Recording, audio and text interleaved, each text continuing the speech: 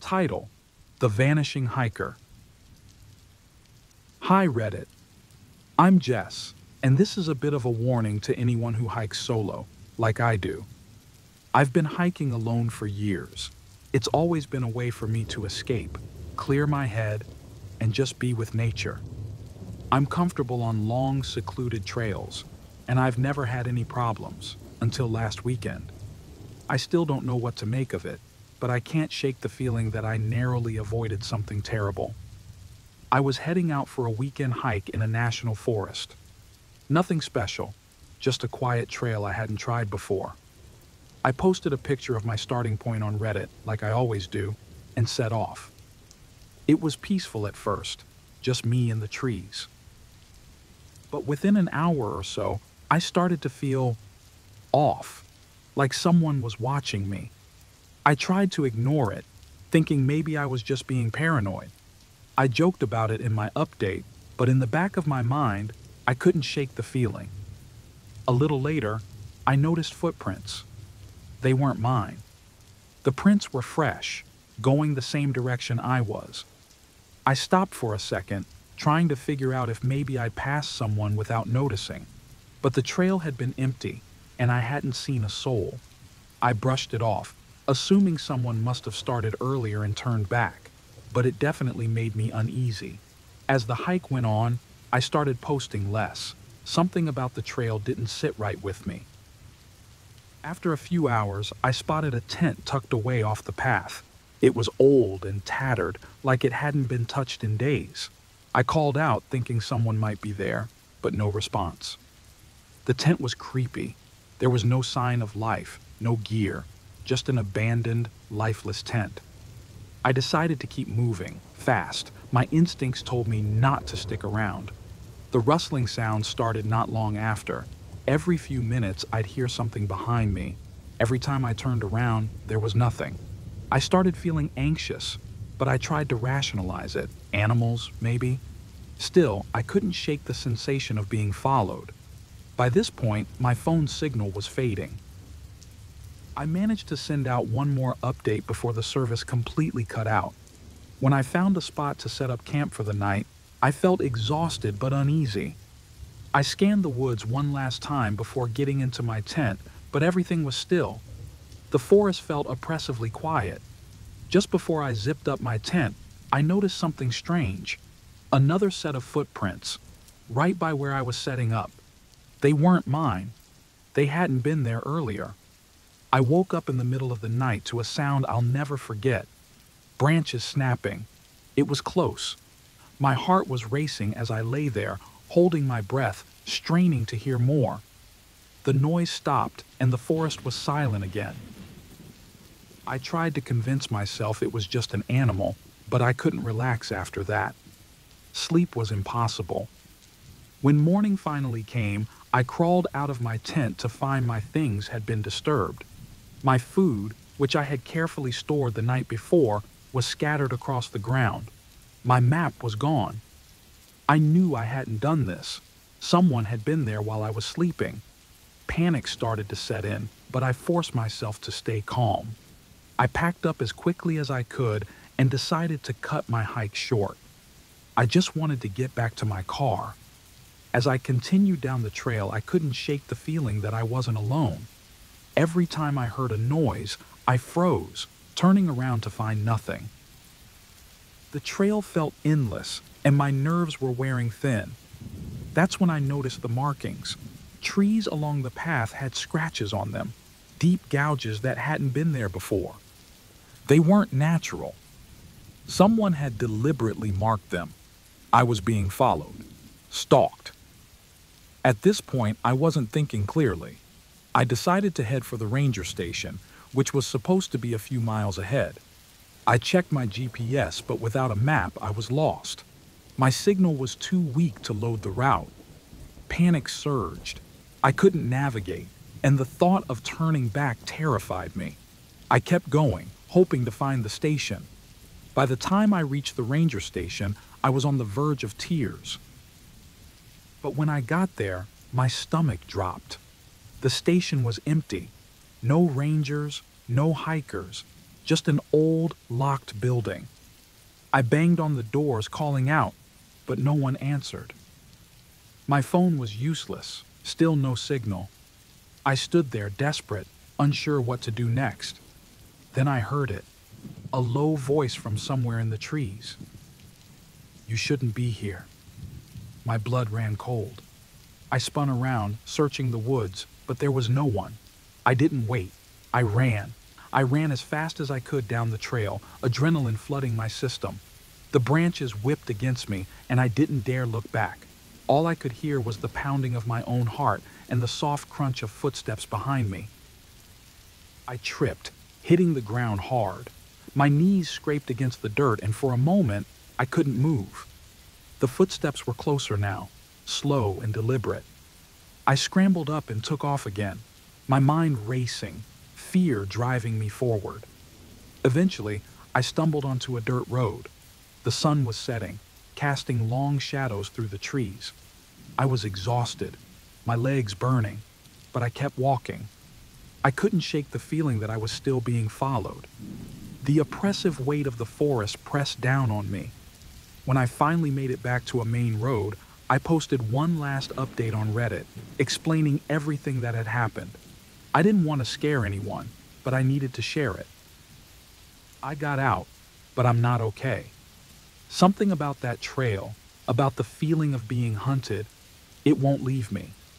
Even now, after I've turned off my phone, I keep getting notifications. People commenting on my thread, asking if I'm all right. I haven't looked at them. I don't want to. I'm safe, right?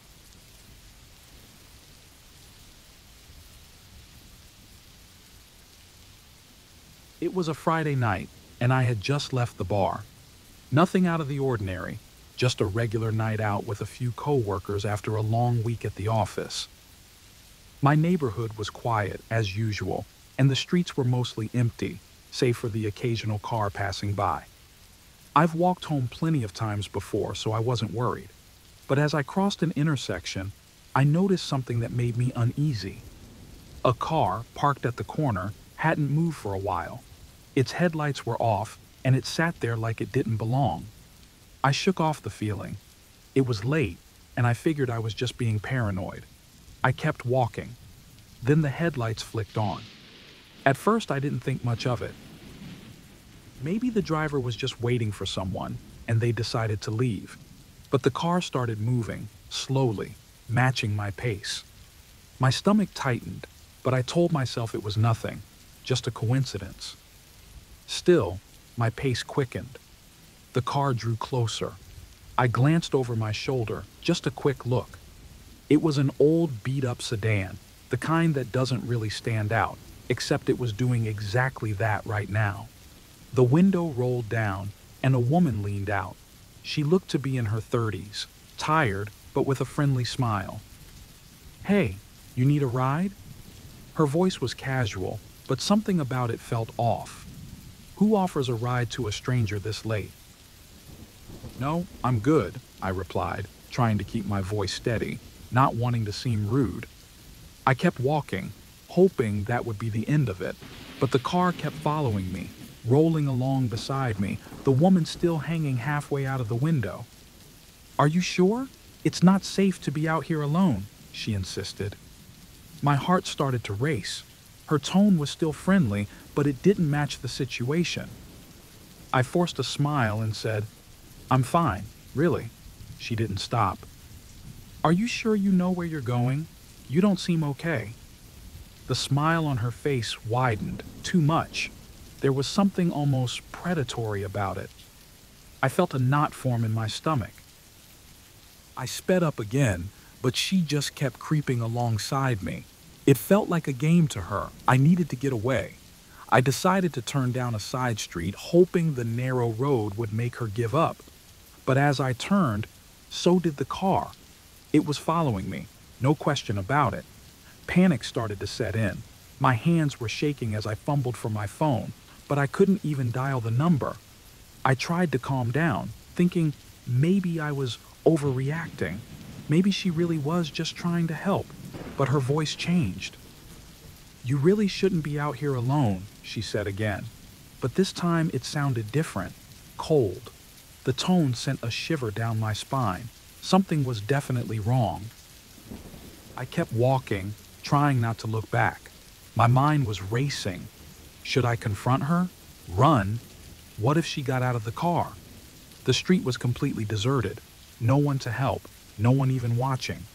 I thought about knocking on one of the houses nearby, but they were dark, and I didn't want to stop. She might get out of the car if I slowed down. Then her voice cut through the silence again, sharper this time. "Get in the car." The smile was gone. Her face was blank, almost bored. I felt my blood run cold. I couldn't run fast enough. My legs were heavy, but I forced myself to move, darting toward an alley. I could hear the engine revving behind me as she sped up, closing in. I sprinted as fast as I could, my lungs burning. But the alley was a dead end, trapped. My heart pounded in my ears. This was it. I was done for. But just as I was about to give up, I saw headlights flash from the other side of the street, a police car pulling up from the main road. Her car slammed on the brakes, and before I could even process what was happening, she reversed, screeching down the road until she disappeared into the night. I collapsed against the wall, gasping for air, as the police car rolled up beside me. The officer rolled down the window, looking concerned. "Are you all right?" he asked, but I could barely speak. I just nodded, trying to catch my breath. Before I could ask for help or even explain what had happened, his radio crackled to life. He glanced at me one more time and said, "Stay safe," before driving off, leaving me standing there, alone in the dark alley. I stood there, staring after the police car, still shaking. I couldn't believe what had just happened. Who was that woman? Why was she so persistent? I felt like I had narrowly escaped something terrible, but the relief was short-lived. My mind kept racing as I walked the rest of the way home. As soon as I got inside, I locked the door and collapsed on the couch. My heart was still pounding. I grabbed my phone to distract myself, scrolling through the news. That's when I saw the article. A woman had been offering rides to people in the area. She was linked to several disappearances. They didn't have a photo of her, but the description matched. My blood ran cold. That could have been me. That night, I lay in bed, staring at the ceiling, unable to sleep. My mind kept replaying every moment, every word she said. What if the police car hadn't shown up? What if she's still out there? I thought about calling the police, but what would I even say? Nothing really happened, right? I had no proof, just a weird encounter, or was it? As I finally drifted off, her voice echoed in the back of my mind. "Get in the car," and I'll never forget it.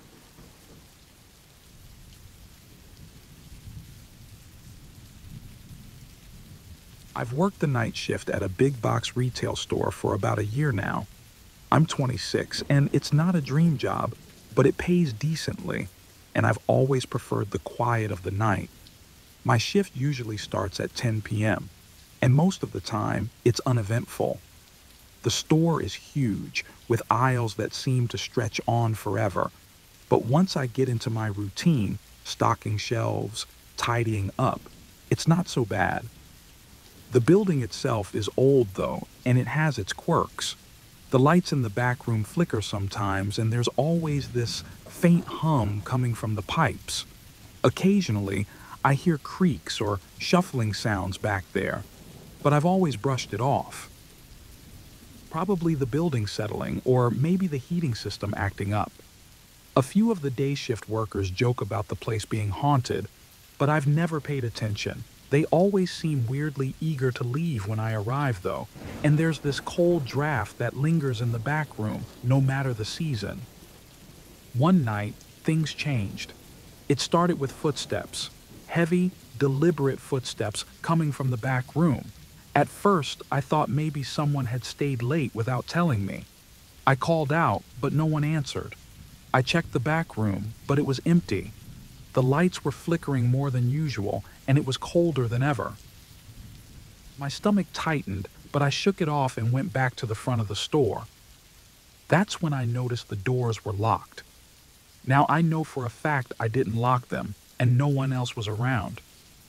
I tried my keys, but the door wouldn't budge. It was a strange moment. My brain tried to rationalize it. Maybe the lock was jammed. Maybe I was just tired. But I couldn't shake the unease creeping up my spine. I pulled out my phone to call for help, but there was no signal.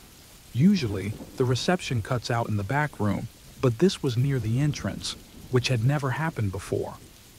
I went to the security office to check the cameras. Everything seemed fine until I looked at the footage for the front door. There was a glitch, just a split second where the door appeared to lock by itself. No one was there. No one touched the handle, but it clicked shut. I watched it over and over again, trying to make sense of it, but it was impossible. I started to feel a little sick. The noises from the back room started up again, only this time they were louder.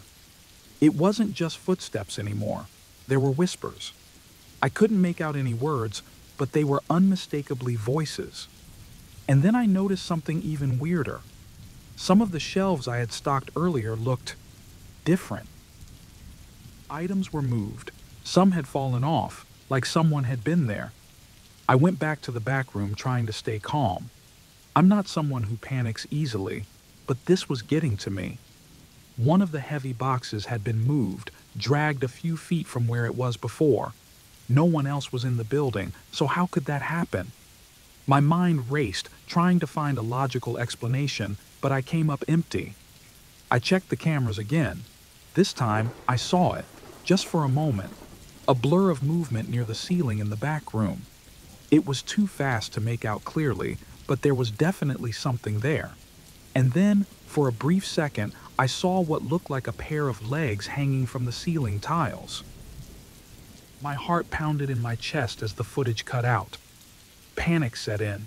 I barricaded myself in the front of the store, shutting off the lights to stay hidden. I kept hearing the footsteps, getting closer, then farther away, then close again. The whispers too, but now they seemed to be coming from above me. I grabbed a box cutter from the register and held it tight, even though I knew it wouldn't help. Then I saw it. The ceiling tiles. There was movement. Something was up there, crawling through the space between the tiles. My hands were shaking, but I knew I had to see what it was. I grabbed a ladder, positioned it under one of the tiles, and slowly climbed up. With trembling hands, I pushed the tile aside and looked inside. There was nothing, just darkness. But it wasn't an ordinary darkness. It felt heavy, oppressive, like something was hiding in it, watching me. I couldn't see it, but I could feel it. My chest tightened, and I lost my balance, falling off the ladder and hitting the ground hard. The last thing I heard before I blacked out was the sound of the ceiling tile sliding back into place. When I woke up, the morning crew was opening the doors. They found me lying on the floor and thought I had tripped or fallen asleep while working. I tried to explain what had happened, but my thoughts were jumbled, and I must have sounded crazy. They didn't believe me. They laughed it off, telling me I was just overtired. I rushed to check the security footage, but everything was normal. No glitches, no footsteps, no movement in the ceiling. It was like none of it had ever happened. One of the workers made a joke about the back room, saying it always creeped them out, especially with the old air vents in the ceiling. My stomach dropped. I left the store that day, but I haven't been able to shake the feeling that I'm still being watched. Even at home, I hear faint noises at night, especially when I'm alone. I can't stop thinking about it. Those footsteps, those whispers. I thought they were coming from behind me. But now I realize they were always above me.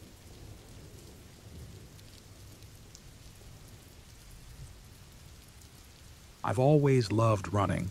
It's my escape after long days at work. I used to run the same trail every evening. It winds through a forest not far from my house, and the path is usually busy with other joggers. On most days, it's peaceful. Just the sound of my shoes hitting the dirt, birds in the trees, and the occasional breeze stirring the leaves. But not today. I was running later than usual because I stayed late at the office trying to finish up some paperwork. By the time I got to the trail, it was almost empty. A few people were walking their dogs, but it was quieter than normal. The sky was already darkening, and there was this odd stillness in the air, like the forest was holding its breath. About halfway into my run, I noticed someone behind me, a man, probably in his 30s, not wearing typical running clothes. Instead of the usual athletic gear, he had on jeans and a hoodie, which I thought was strange, but I brushed it off. People sometimes walk the trail in regular clothes, right? I kept running, trying to ignore him, but I couldn't shake the feeling that something was wrong. I told myself I was being paranoid. Then I heard a twig snap behind me, a sound louder than it should have been. I glanced back, but he was still a good distance away. I shook my head, trying to focus on my breathing and pace. But then I realized he was getting closer. I sped up slightly, trying to maintain my rhythm without outright sprinting. He matched my pace. Maybe he was just walking fast? I didn't want to freak out over nothing, but my heart was starting to race for a different reason. It didn't help that the trail was now almost completely empty. I decided to make a sharp turn onto a side path that wasn't as popular, hoping he would keep going straight. But when I looked over my shoulder, he was still there. Now, he was definitely following me. My breath caught in my throat, and my legs moved faster, almost on their own. The path narrowed, and the trees pressed in on either side, making it harder to see ahead. I kept glancing back, and every time I did, he was closer. His eyes were locked on me. I veered off the main trail onto another path that led deeper into the woods, hoping it would throw him off. But he kept following, his steps deliberate and unhurried, like he knew exactly where I was going. That's when it hit me. He wasn't just behind me by chance. He was tracking me. My chest tightened. I pulled out my phone and tried to call my friend. The signal was weak, but I managed to get out a quick text. "I'm on the trail. Some guy is following me." I hit send and prayed it went through. I pushed myself harder, every muscle burning as I ran. I was so close to the parking lot now, I could almost see it. But when I rounded the next bend, I froze. He was standing there, ahead of me. There was no way he could have gotten there so fast. My mind raced, trying to make sense of it. I had just left him behind, hadn't I? But there he was, waiting. He didn't say anything. He just stared at me, his face unreadable. I stumbled back, my legs barely holding me up. Panic surged through me, and I bolted off the trail into the dense trees. The branches scratched at my arms, and the ground was uneven, but I didn't care. I just needed to get away. Behind me, I heard his footsteps, slow, heavy. He wasn't running. He didn't need to. He knew I was trapped. My phone vibrated. A call. It was my friend. I answered breathlessly, whispering, "I'm on the trail. There's a guy." Her voice was frantic. "You need to get out of there. I just saw the news. Another jogger went missing. Don't go into the woods alone." But I already had. I could hear him getting closer. I ran harder than I ever had in my life, my lungs burning, my vision blurring from the tears welling up in my eyes. I broke out of the trees into a clearing, an old part of the trail that hadn't been used in years. My heart sank. I had run straight into a dead end. I turned around, hoping maybe he'd lost track of me. But there he was, walking out of the trees, calm as ever. He didn't speak. He didn't need to. I backed up, my legs shaking, the phone still in my hand. I tried to check the signal again. Nothing. I was completely cut off. I screamed for help, but the forest swallowed my voice. No one could hear me. I could feel the panic rising, choking me. My mind raced. What did he want? Was he going to hurt me? Why wasn't he saying anything? As he got closer, I noticed something. He wasn't holding a weapon. He wasn't lunging at me. Instead, he raised his hand and pointed, directing me toward another path, a path I hadn't even noticed. That's when I understood. He hadn't been following me at all. He had been leading me. Every move I made to escape had played right into his plan. I turned to run again, but I knew it was pointless. He had herded me exactly where he wanted me. I felt my phone buzz again in my hand, another message from my friend. But it didn't matter anymore. I was too far gone. With one last burst of energy, I stumbled toward the narrow path he had pointed to, my legs weak, my mind screaming at me to keep going. I could hear him behind me, his footsteps slow, steady. He didn't need to chase me.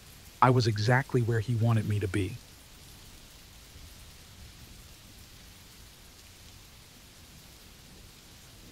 I've always been a quiet observer.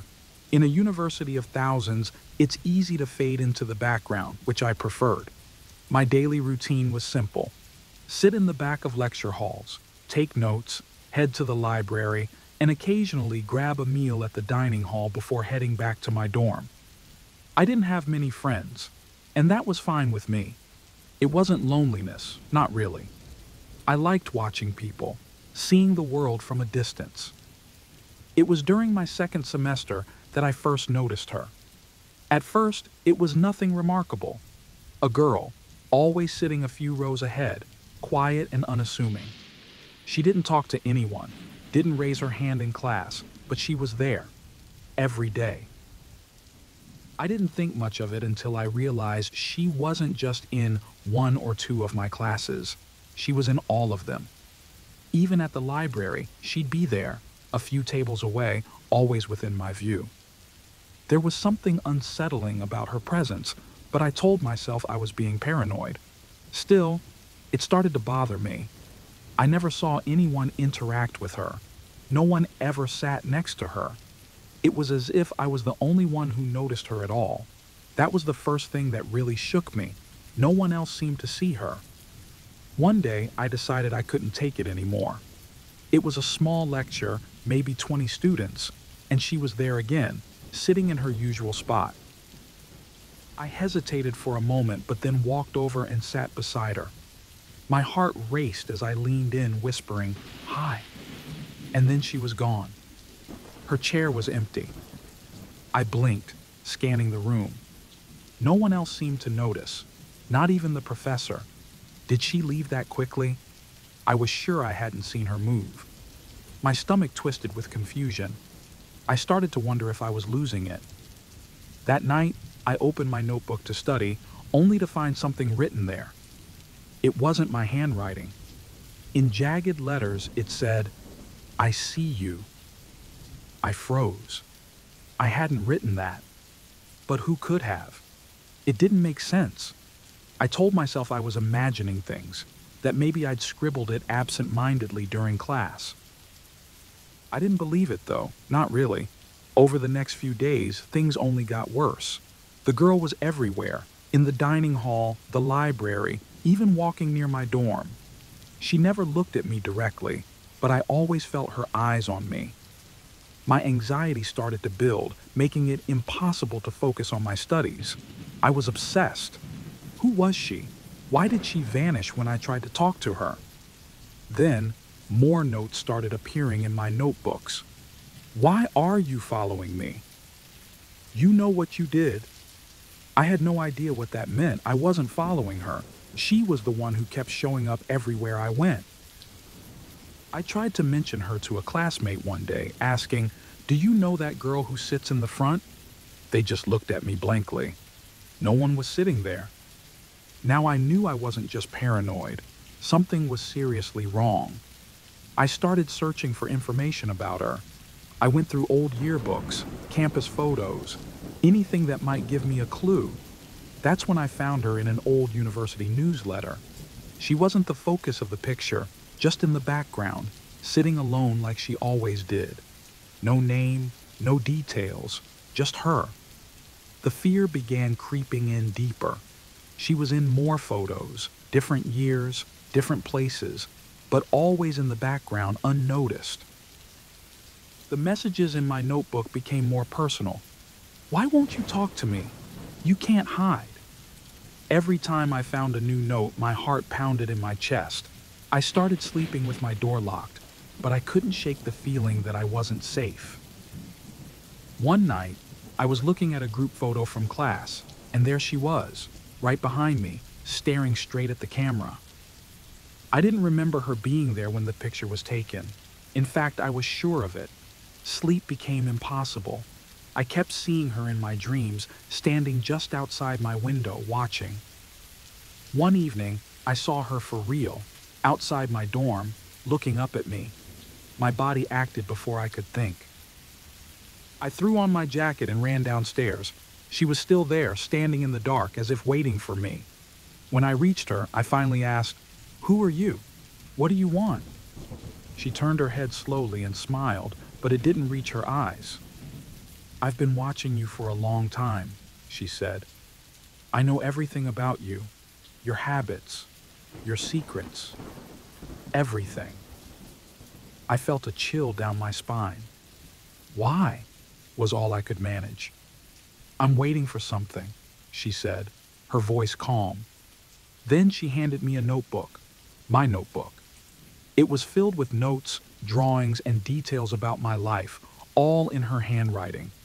She had been following me, documenting everything. Before I could react, she turned and disappeared into the night. After that, I didn't see her again. Days passed and everything seemed to return to normal. No more sightings, no more notes. But the fear lingered. Every shadow, every creak in the floorboards, it all made my heart race. I tried telling myself it was over, but deep down I wasn't sure. I kept checking over my shoulder, afraid that she might still be out there, watching. One night, I was getting ready for bed when I opened my closet to grab something, and there it was, my notebook. I hadn't touched it since the night she gave it to me. My hands shook as I flipped through the pages. On the very last page, there was a new message, written in the same jagged handwriting. "See you soon." That's when I knew it wasn't over, and I'm still waiting for her to come back.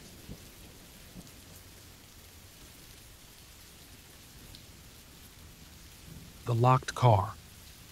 I don't know if I'm overreacting, but this has been on my mind for days now, and I need to get it off my chest. Something happened to me a few nights ago that really freaked me out, and I can't stop thinking about what could have gone wrong.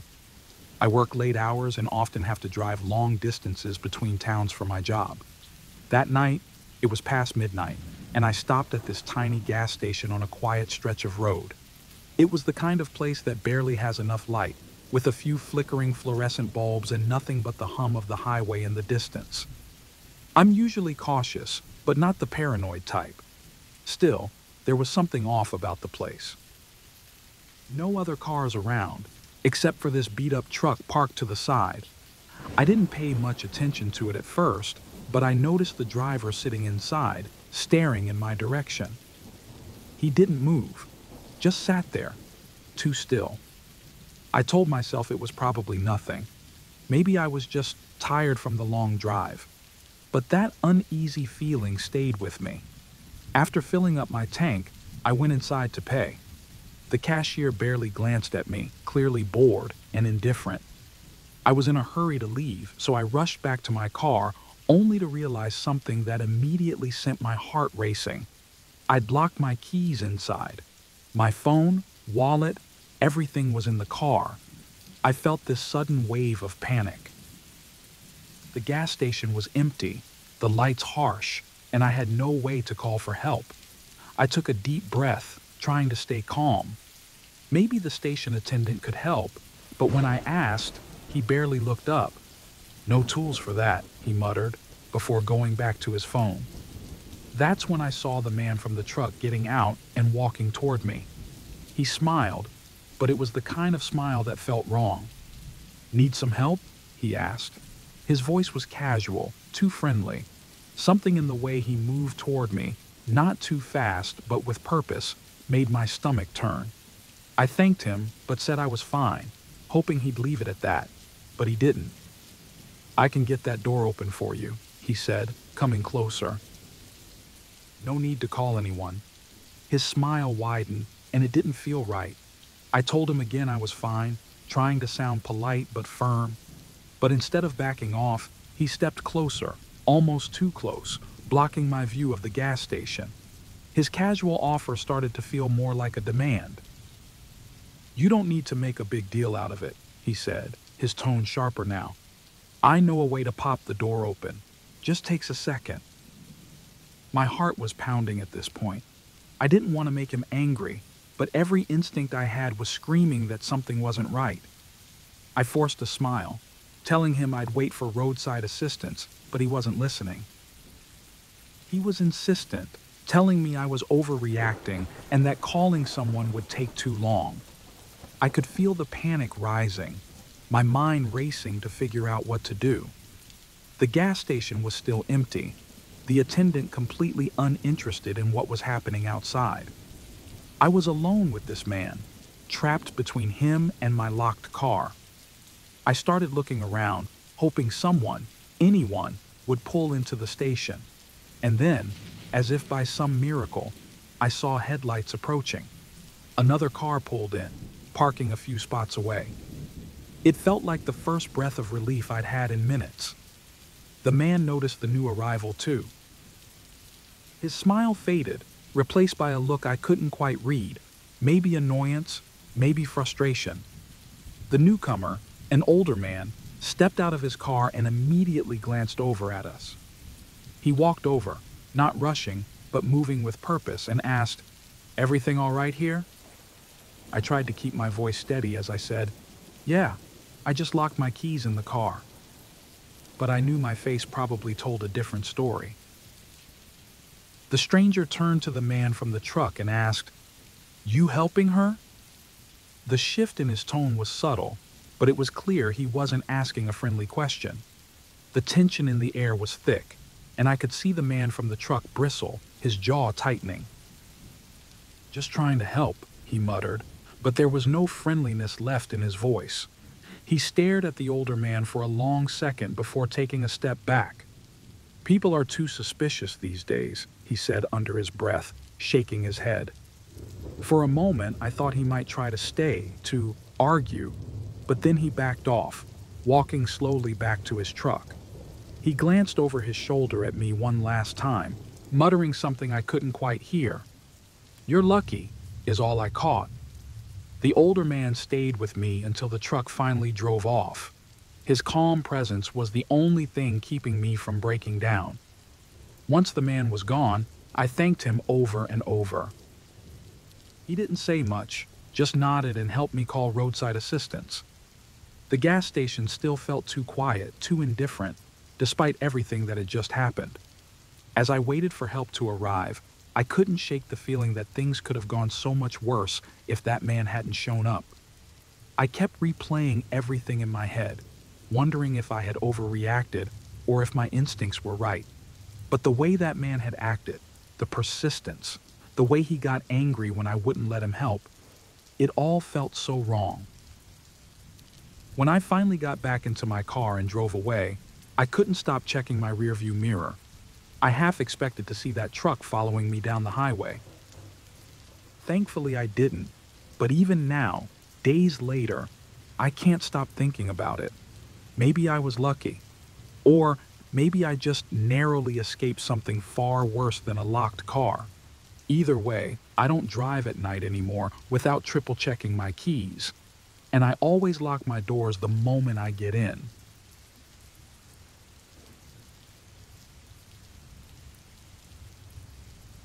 The creepy coworker. I've never been someone who scares easily, but what happened to me changed that forever. I'm in my mid-20s, working at a fairly normal office job. It's nothing fancy, just a typical 9-to-5 gig where everyone gets along well enough. I'm part of a small team, and we're close-knit. I've never had any problems with anyone. The office is secure, and everything always felt safe. Until it didn't.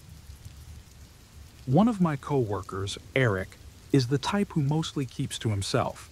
He's a bit awkward, doesn't really socialize much outside of work functions, but I didn't think much of it. He's harmless, or so I thought. At first, it seemed innocent enough. Eric would make small comments about things in my life, what I had for lunch, or where I'd been last weekend. I just assumed it was office gossip. You know how people talk. But then he started knowing things he shouldn't. One time, he asked if I enjoyed the coffee I picked up from that little place down the street. I'd never mentioned it to anyone. That was the first time I felt unsettled. I brushed it off, thinking I was just being paranoid. But things got worse. A few days later, I noticed Eric's comments becoming even more specific. He mentioned the exact route I took to work, describing the streets like he'd been there. I started getting a bit freaked out, but I didn't want to seem crazy. After all, maybe he just paid more attention than I thought. Then one day, my phone went missing. I'd left it on my desk during lunch, and when I got back, it was gone. I searched everywhere, asked everyone at work if they'd seen it, but nothing. It was frustrating. Eventually, I gave up and bought a new one. A few days later, something strange happened. My old phone reappeared in my bag. I was so confused. I had no idea how it got there, but I figured I must have misplaced it somehow. Still, it didn't sit right with me. The next day, Eric casually asked, "Did you find your phone?" I hadn't told anyone I lost it. That's when my stomach dropped. That was the moment everything changed. I started noticing Eric watching me more closely. Whenever I walked past him at the office, I'd feel his eyes on me. He wasn't doing anything overtly wrong, but there was this eerie sense that he was always observing. I began to see him outside of work too, which made no sense. One day, I spotted him at the gym. He wasn't working out, just sitting there, watching. Another time, I saw him at the cafe I go to during my lunch break. The worst part? I saw him standing outside my apartment building late one night. My heart raced when I confronted him about it the next day at work. He just looked confused and said, "I wasn't there." His face was blank, and he didn't give any further explanation. I tried to convince myself it was a coincidence, but I couldn't shake the growing sense of unease. I confided in my friend at work, Sarah. She listened, but she didn't really take me seriously. "Eric's weird, but he's harmless," she said, waving it off. I wanted to believe her, but things kept getting worse. I started finding things in my apartment out of place. My keys, my wallet, even my toothbrush were moved just enough that I knew I hadn't left them like that. I became obsessed with locking every window and door, checking them twice before I went to bed. But no matter what I did, the feeling of being watched never left me. One night, I woke up to the sound of my front door creaking open. My heart nearly stopped. I sat up in bed, listening to every creak, but when I checked, the door was still locked. I told myself it was just a dream. But was it? I couldn't take it anymore. I needed proof. So, I set a trap at work. I left my phone out on my desk again, pretending to be careless. The next day, it was gone.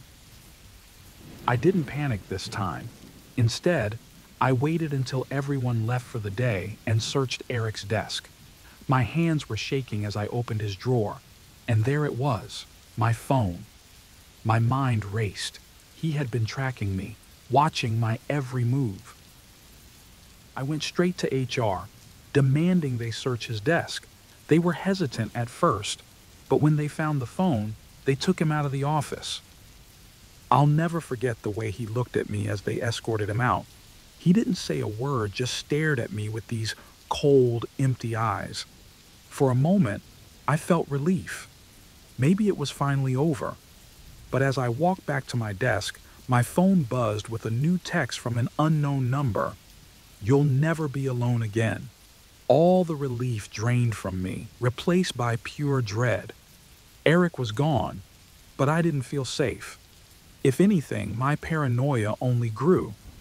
I changed the locks on my apartment, installed a security system, but every little sound still made me jump. I started looking over my shoulder constantly, convinced that Eric wasn't working alone. A few days later, I found something under my doormat, a small unmarked key.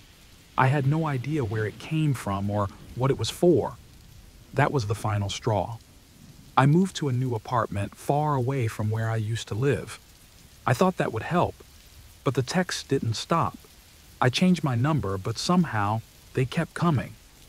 Every message made my heart pound. I've even started considering quitting my job. I don't know if it will help, but at this point, I'm desperate for anything that might give me some peace. I still don't know how they got the key.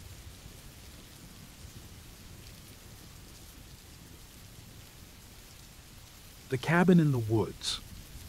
I'm posting this as a warning. I've been debating whether to share it, but after what happened, I don't think I'll ever be able to forget. Maybe writing it down will help. A friend of mine, Alex, and I decided to rent a cabin for a weekend. We both needed a break. Too much stress from work and city life. It sounded perfect. Completely off-grid, no cell service, just woods and a lake. We were excited to unplug and relax. When we got there, it was exactly what we expected. Quiet, isolated. Too isolated in hindsight. The cabin was old, and it had that musty smell, like it hadn't been used in a while. The floorboards creaked under our weight, but we laughed it off. The first night, we heard some noises outside, branches snapping, the occasional thud. It didn't bother us too much at first. We figured it was just wildlife. But as I was falling asleep, I heard a knock. It wasn't loud, more like a light tap, almost as if someone was testing if we'd notice. I convinced myself it was nothing, probably just my imagination playing tricks on me. I was wrong. The next morning, I found footprints outside, near the cabin's edge. I joked to Alex, maybe it's a hunter or someone lost out here, but I couldn't shake the feeling that something was off. The footprints were too close to the cabin, and they didn't lead away from it, just from the tree line toward us. We checked the windows and doors, but everything seemed secure. Alex brushed it off, told me I was being paranoid. Still, we decided to go for a hike, but I couldn't shake the feeling that we were being watched. It was like eyes were following us from the trees. When we got back later that day, I noticed something worse. The footprints had returned, but this time they formed a loop around the entire cabin. Someone had been walking around it, circling. We didn't talk about it. We didn't have to. Both of us were on edge. That night, the noises were louder. Something heavier was moving outside. My heart pounded as I strained to listen. Was that breathing? I swore I could hear it, soft but there, right outside the window. When I checked the front door, I noticed the handle had been turned, just slightly, like someone had tried to open it. My stomach sank. The next morning, neither of us could hide our nerves. Alex tried to stay calm, insisting that it was nothing, but I could see it in his face. He was scared too. We argued briefly about whether to leave early, but Alex said it was silly to cut the trip short. We'd paid for the weekend after all. That night, things got worse. We were eating dinner when a loud bang came from the roof. We both froze. Alex grabbed a flashlight and we cautiously stepped outside. Nothing. As we walked around the cabin, I spotted something. A small door, almost hidden under the cabin's foundation. A crawl space. The door looked like it had been used recently. Mud stains, a worn handle. Alex shone the flashlight on it, and neither of us spoke. We didn't need to. We both knew. Someone was living under the cabin. We went back inside, locked all the doors, all the windows. That's when the banging started again, this time from beneath us. Heavy, deliberate thumps, like someone was pounding on the wooden floorboards. Panic set in. We were trapped. The banging stopped after a few minutes, but the silence that followed was worse. It was like waiting for something terrible to happen. And then we heard it. Scratching. Something was moving in the crawl space directly below us. "We need to leave," Alex said, his voice shaking. I didn't argue. We grabbed our bags and ran to the front door, but it wouldn't open. No matter how hard we pulled, it was stuck, like something was blocking it from the outside. Then the banging started again, louder this time, coming from every side of the cabin. It felt like someone or something was trying to break in. We ran to the back door. Same problem. We were trapped. "Check the closet," Alex yelled, pointing to a small door we hadn't noticed before. I opened it, and there was a hatch leading down. A tunnel, dark and foul-smelling. We didn't have a choice. The banging was getting worse. We climbed down, the air thick and suffocating. The flashlight flickered as we stumbled through the narrow tunnel, hearing faint scratching against the walls. My heart raced, and I had to fight the urge to scream. Whoever, or whatever, was down here wasn't alone. We tried to move quietly, but the sense of being hunted was overwhelming. I could feel eyes on me, feel the tension building. And then we saw it. A figure, hunched and filthy, standing at the end of the tunnel, covered in grime, waiting for us.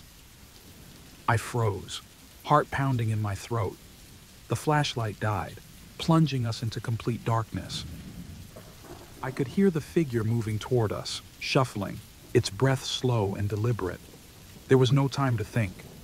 We turned and ran, our footsteps echoing through the tunnel as we scrambled back toward the hatch. I could feel it behind me, getting closer. The banging above had stopped. It was quiet again. Too quiet. We reached the hatch, slammed it shut, and ran back into the cabin's main room. This time, the front door was unlocked. Without looking back, we sprinted outside into the cold night. But just as we reached the edge of the clearing, I heard it. The sound of the hatch creaking open behind us. Now I'm sitting here, typing this. We barely escaped, but I don't think we're safe. Since we got back, I've been hearing knocking on my apartment door late at night. When I check the peephole, there's no one there. I'm not sure what to do next. But I know this. It's not over.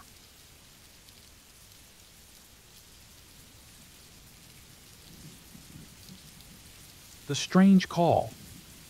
I've always been a private person. I live alone in a small apartment and work late hours at my office. I've never had anything out of the ordinary happen to me until recently. Most nights I come home, eat something simple, and unwind by watching TV or scrolling through my phone. It's a quiet, routine life, and I'm okay with that. But something changed a few weeks ago, and it's been gnawing at me ever since. It started small. One night after getting home from work, I received a call. Nothing strange about that, except when I answered, there was no one there. Just static. I figured it was some weird interference or a random glitch. I brushed it off, hung up, and didn't think much about it. But the timing struck me later. I had just locked my door and settled in for the night when the call came. It felt odd. The calls became more frequent. Every few nights I'd get the same thing. Static, no voice, no number showing up on the screen. At first I ignored them, thinking it was spam or some technical issue with my phone. But then, one night, the static cleared for a second and I heard my name. It was faint, almost like a whisper, but unmistakable. Someone was on the other end. I tried to stay calm. Maybe it was a prank or a coincidence. I checked the number. Nothing. Blocked or unknown. I thought about ignoring the calls altogether, but they kept coming.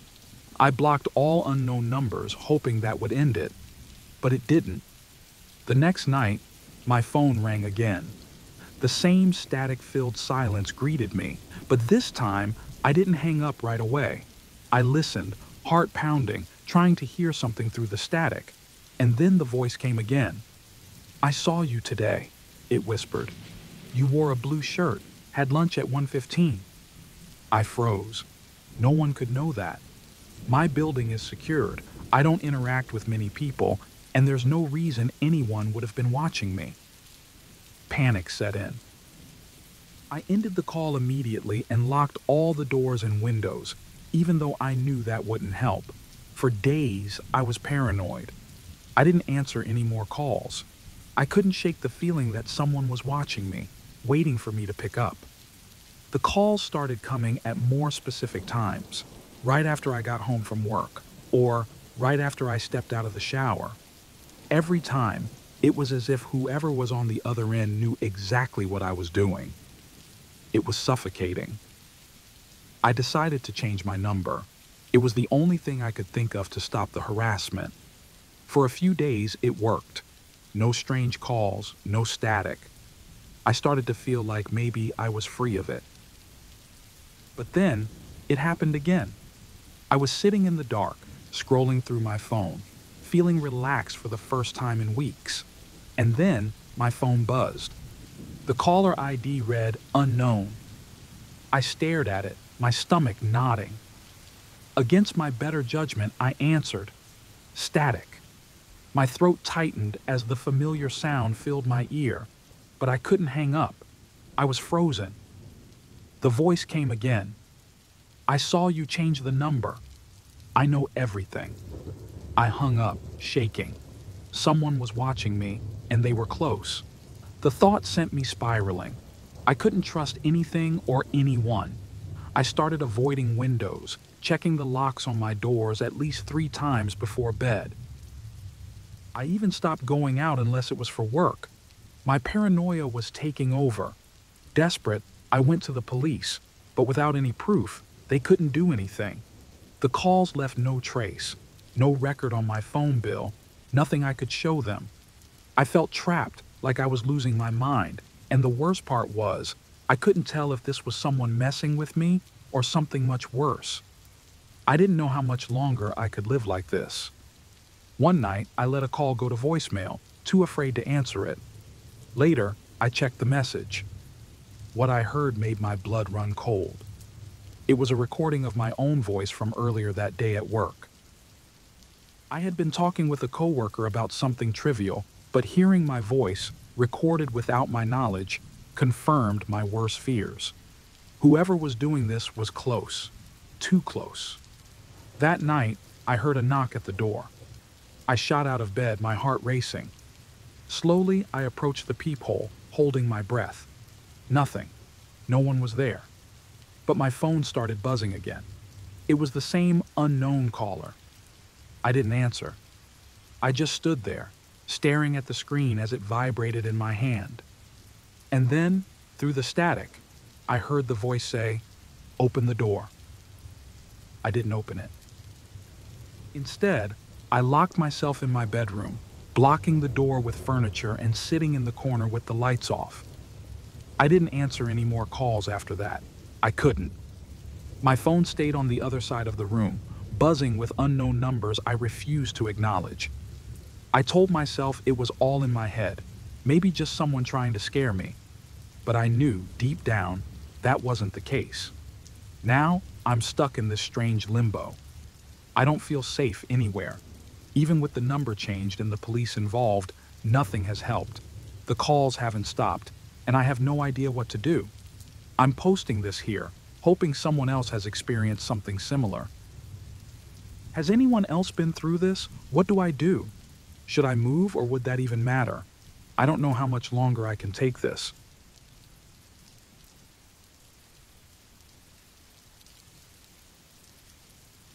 The mistaken identity.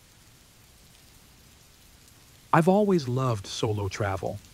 Something about being alone in a new country feels freeing. I'm in my mid-30s now, and I've been to dozens of places without any major issues.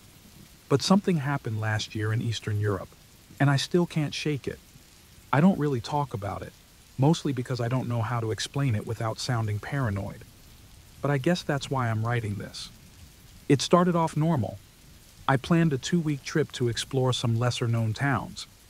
I like to go off the beaten path, find places that don't feel too touristy. It was my 3rd day in a small town. I won't name it for privacy reasons, when I noticed something was off. First, there was this guy at the train station. He stared at me a bit too long. I brushed it off. People stare sometimes, right? But then, when I handed my passport to the woman at my hotel, she looked at it for longer than usual, flipping it back and forth before giving it back. I ignored that too. I always try not to let small things get to me when I travel, but looking back, I wish I had paid more attention. On the third day, everything changed. I was walking through the town square when two men approached me. They weren't in uniform, but they flashed badges and said something in the local language. I couldn't understand them. They pointed at me, then at my passport. I felt my stomach drop. Why did they want my passport? I tried to stay calm, handed it over, and watched them as they studied it. One of the men said something to the other and they nodded. The next thing I knew, they were motioning for me to follow them. I didn't have much of a choice. My mind was racing, trying to figure out what was happening. Were they plainclothes officers? What did they want with me? They weren't aggressive, but there was something in their eyes that made me feel like I couldn't argue. They led me to a police station, and that's when the real fear started to sink in. I was taken to a small room and left alone for what felt like hours. It was freezing. The walls were bare, the air heavy with that stale, institutional smell. I kept telling myself that this had to be a mistake. Maybe they just needed to check something, and I'd be out soon. But when the door opened and an officer came in holding a file, my heart sank. He opened it up, and there was a picture inside. It looked like me, but it wasn't. The resemblance was too close to be a coincidence. The officer pointed at the picture, then back at me, speaking rapidly. I tried to explain using broken sentences that it wasn't me. I wasn't whoever they thought I was, but they didn't seem to care. I was accused of being involved in smuggling or something worse. They kept asking me questions I couldn't answer. Each time I denied it, they seemed more frustrated. My passport, my phone, everything I had was taken away. That's when it hit me how alone I really was. There was no one who could help me. No one who even knew where I was. And the worst part? I wasn't sure they would care if I disappeared. The interrogation went on for hours. My mind was spinning. Could I have been set up? Was someone using my identity? Every time the door opened, I feared it was going to be the end, that I was going to be taken somewhere I wouldn't come back from. I tried to contact my embassy, but the officers either didn't understand or didn't care. I felt like I was losing my grip on reality. They brought in more files, more photos. Everything blurred together in my mind. Sleep deprived and terrified, I started doubting myself. I thought about every moment leading up to this. Had I done something wrong? Did I unknowingly cross paths with the wrong people? The longer I sat there, the more hopeless it all felt. Then, an officer came in holding something that made my blood run cold. A phone, almost identical to mine. But it wasn't mine. It had pictures of the person they thought I was.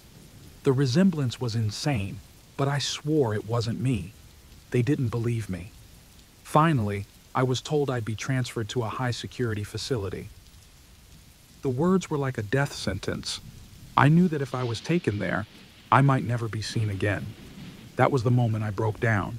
I screamed, pleaded, did everything I could to convince them they had the wrong person. But it felt like talking to a wall. Then, just as suddenly as it all began, everything changed. A senior officer walked in, looked at the file, looked at me, and made a phone call. He spoke rapidly, and I couldn't catch a word. After hanging up, he motioned to the others. They handed me my passport and belongings. I was free to go. I didn't ask why. I just grabbed my things and walked out. The whole thing felt surreal, like I'd escaped by sheer luck. There were no apologies, no explanations. I walked back to my hotel, my legs shaking. All I could think about was getting out of that country as fast as possible. That night, I packed everything and booked the first flight home. Sleep was impossible. Every sound outside my door made my heart race. I couldn't shake the feeling that someone was watching me. I kept thinking about the man in the photos, the one who looked just like me. Was he out there somewhere? Did they release me by mistake? I made it home, but the fear didn't leave. Every time I pass through customs now, I feel that panic rising again. Even just walking past a police officer makes my heart pound. I never talk about it. Honestly, I'm not sure anyone would believe me. It's like I've been marked somehow, like the past is still chasing me. The other day, I got an email from a travel agency. It was for a vacation deal to the country where all of this happened. I deleted it immediately, but it left me feeling unsettled. I can't help but wonder if this nightmare is really over, or if it's just beginning.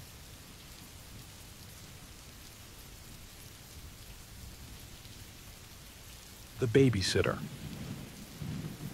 I've been babysitting for years, so when I got a call from a new family looking for someone to watch their baby for a night, I didn't think much of it. They seemed like a typical couple, well off, living in a big, newly renovated house in the suburbs. The mom was polite but distant, and the dad barely said more than a few words. It was a one-night gig, just for their baby boy, about 6 months old. Easy money. The house was beautiful but almost too quiet. As soon as the parents left, I noticed this strange stillness that made me uneasy. At first, I thought it was just nerves. New house, new people. The baby was asleep, and after settling down on the couch, I finally started to relax. But as I was flipping through my phone, I heard something through the baby monitor. It sounded like a muffled conversation, faint, but there were definitely two voices. I grabbed the monitor and checked. The baby was alone, fast asleep. I brushed it off as interference and told myself not to freak out. After a while, I heard it again, the same low murmur of voices. It sent a shiver down my spine. I rechecked the monitor. Still nothing. The baby was fine. I decided to check the house, just to be sure everything was locked up. The front door was secure, the windows closed, and there were no cars on the street outside. Everything seemed normal. As I headed back to the living room, I noticed something strange.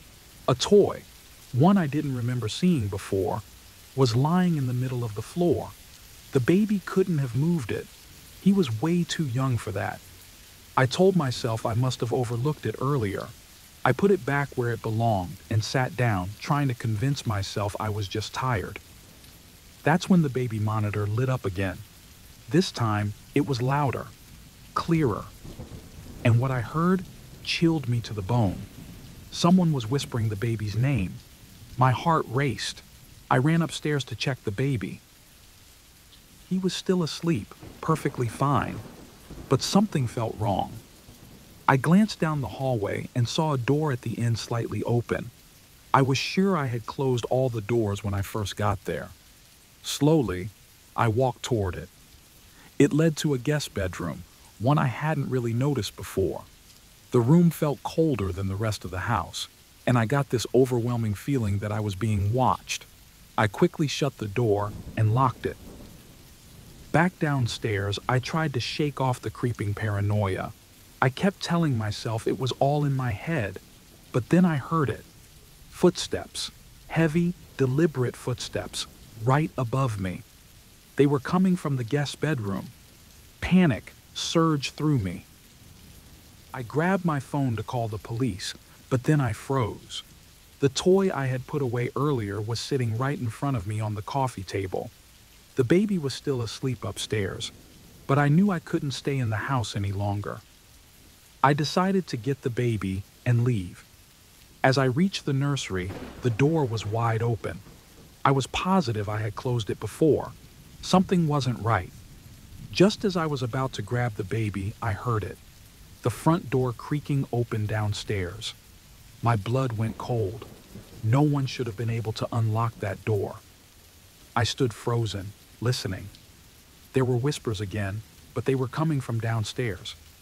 Someone was in the house. Footsteps followed, closer this time. I scooped the baby into my arms, trying to stay calm, and moved quietly down the hallway, away from the guest bedroom. I needed to see who was in the house, but I was terrified. I reached the top of the stairs and peeked over the railing. There was someone down there, I couldn't see clearly, but I could make out a figure moving through the shadows. My heart was pounding so hard I thought they might hear it.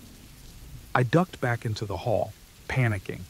My phone was still in the living room, but there was no time to go back. That's when I remembered the small door in the laundry room.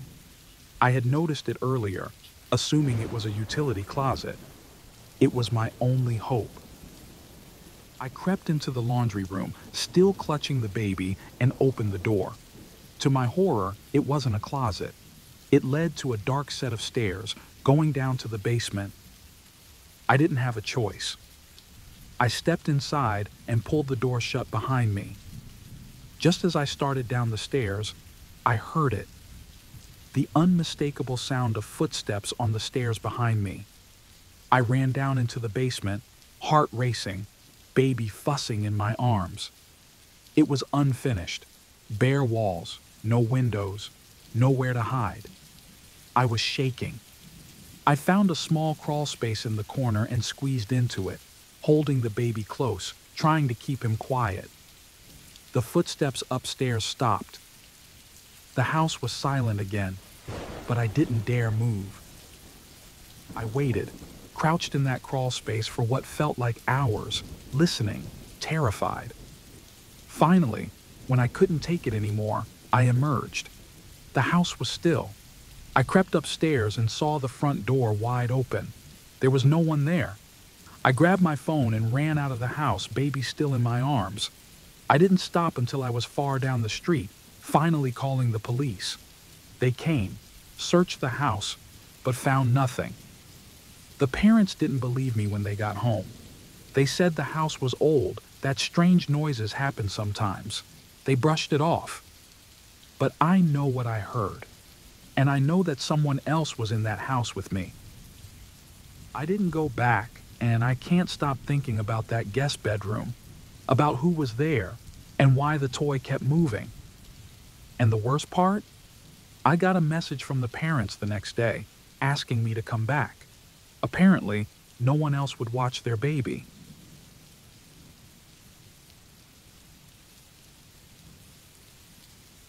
I've been working late shifts at my office for years now.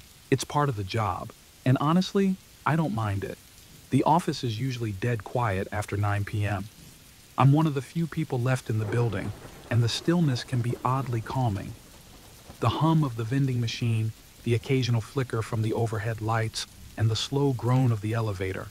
It's all stuff I've gotten used to. But something about that night felt different. I had stayed a little later than usual, wrapping up a report that was due the next morning. When I finally shut down my computer and grabbed my bag, the office was completely silent, more so than usual. The flickering lights felt a bit more erratic, and for a split second, I thought I heard a faint tapping sound. I brushed it off. It was late, and I was probably just tired. As I stepped out of the elevator into the lobby, I glanced toward the glass doors leading to the parking lot. That's when I saw it. A shadow. It wasn't clear what or who it was, but someone was standing near the exit ramp, just outside the reach of the lights. I stopped for a moment, my brain trying to process it. Maybe it was just my imagination, or a trick of the dim lights. I shook my head and kept walking. It was probably nothing. The parking lot was practically empty, except for a few scattered cars. Mine was parked farther back, near the shadows, and I couldn't help but feel a little on edge. The air felt colder than usual, and I kept glancing toward the figure near the exit. My heart started to race, even though I didn't have any real reason to be afraid. As I moved, the figure seemed to shift. They were standing under the streetlight now, but still too far for me to see clearly. I picked up the pace, trying to ignore the creeping sense of unease. The closer I got to my car, the worse I felt. Every step seemed to stretch the distance between me and safety. I stole another glance at the figure. They were moving now, not fast, but definitely walking in my direction. That's when panic started to set in. I fumbled with my keys, my hands trembling as I tried to unlock the car. My fingers weren't cooperating, and I cursed under my breath. The keys slipped from my hand and clattered to the ground. I bent down quickly, snatching them up, but when I looked over my shoulder, the figure was closer, much closer. My heart pounded in my ears as I finally managed to unlock the door and threw myself inside, slamming it shut behind me. I locked the doors immediately, sitting there for a second, breathing hard. I checked the rearview mirror. The figure was still coming, walking slowly toward me. The light in the parking lot flickered, casting shadows that made everything feel even more disorienting. I didn't know what to do. Should I call someone? Start the car and get out of there? My mind was racing with possibilities, none of them good. Just as the figure reached my car, they stopped. There was a brief pause, then a knock on my window. I jumped, my pulse spiking again. I squinted through the glass and realized it was a security guard. His uniform was faded, and his face was hard to make out in the dim light. I let out a breath, rolling the window down just a crack. "Everything okay?" I asked, my voice shaky. The guard leaned in, too close for comfort. "What are you doing here so late?" he asked. His voice was calm, almost too calm, like he'd rehearsed the question. I forced a smile. "Just finishing up work." "Are you alone?" he asked, leaning in even closer. Something about his tone set off alarm bells in my head. The relief I felt just moments before vanished, replaced by a growing sense of dread. Why was he asking me that? What did it matter? I nodded slowly, not wanting to make him suspicious. "Yeah, just heading home now." His eyes lingered on me for a moment too long, and I felt trapped. His presence was unnerving, and I couldn't shake the feeling that something was wrong. My hand hovered over the ignition. Every instinct told me to leave. The guard's voice shifted, more insistent now. "You shouldn't hang around here at night. There are a lot of strange people out." He straightened up, tapping the roof of my car as if to emphasize his point. I nodded again, forcing a nervous laugh. "Yeah, I'll keep that in mind." Without another word, I turned the key in the ignition, my hands still shaking. The engine roared to life, and I wasted no time pulling out of the parking lot. As I drove away, I glanced in the rearview mirror, watching as the guard disappeared into the shadows. The drive home was quiet, too quiet. My mind kept replaying the interaction, picking apart every detail. Why did he ask if I was alone? Was he just making conversation, or was there something more to it? I couldn't shake the unease. I kept checking my rearview mirror, half expecting to see someone following me, but the streets were empty. When I finally pulled into my driveway, the tension in my chest hadn't gone away. I parked the car and sat there for a moment, staring at the house. Everything looked normal, but something still felt off. I glanced down the street and noticed a car parked farther away, its headlights off. Was it watching me? I tried to convince myself I was being paranoid, that the night had just gotten to me. I hurried inside, locking the door behind me. The silence in the house was unsettling, and I felt like the walls were closing in on me. I checked the windows, expecting to see that car parked outside, but there was nothing. Everything was still. I let out a shaky breath, laughing at myself. It was just my imagination, I told myself, just a bad night. But as I stood there, staring out into the dark street, I couldn't shake the feeling that something wasn't right. Maybe I was safe. Or maybe someone was still watching. I guess I'll never know.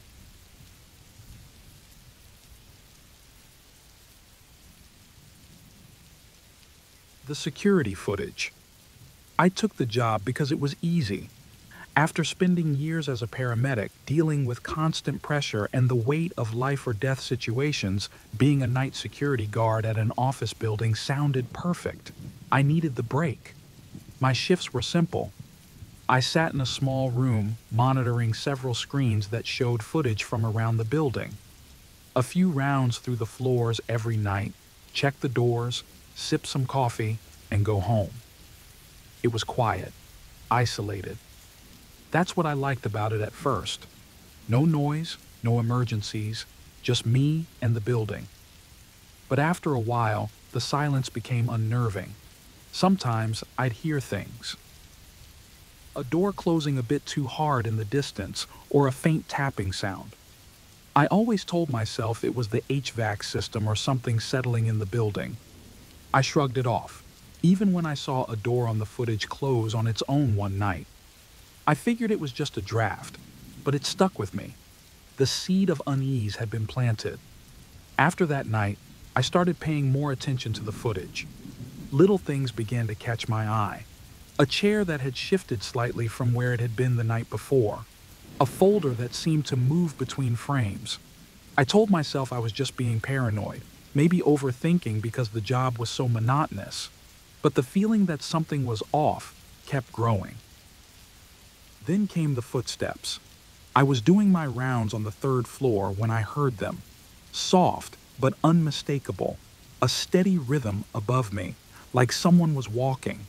No one should have been in the building at that hour. My first instinct was to call the police, but something held me back.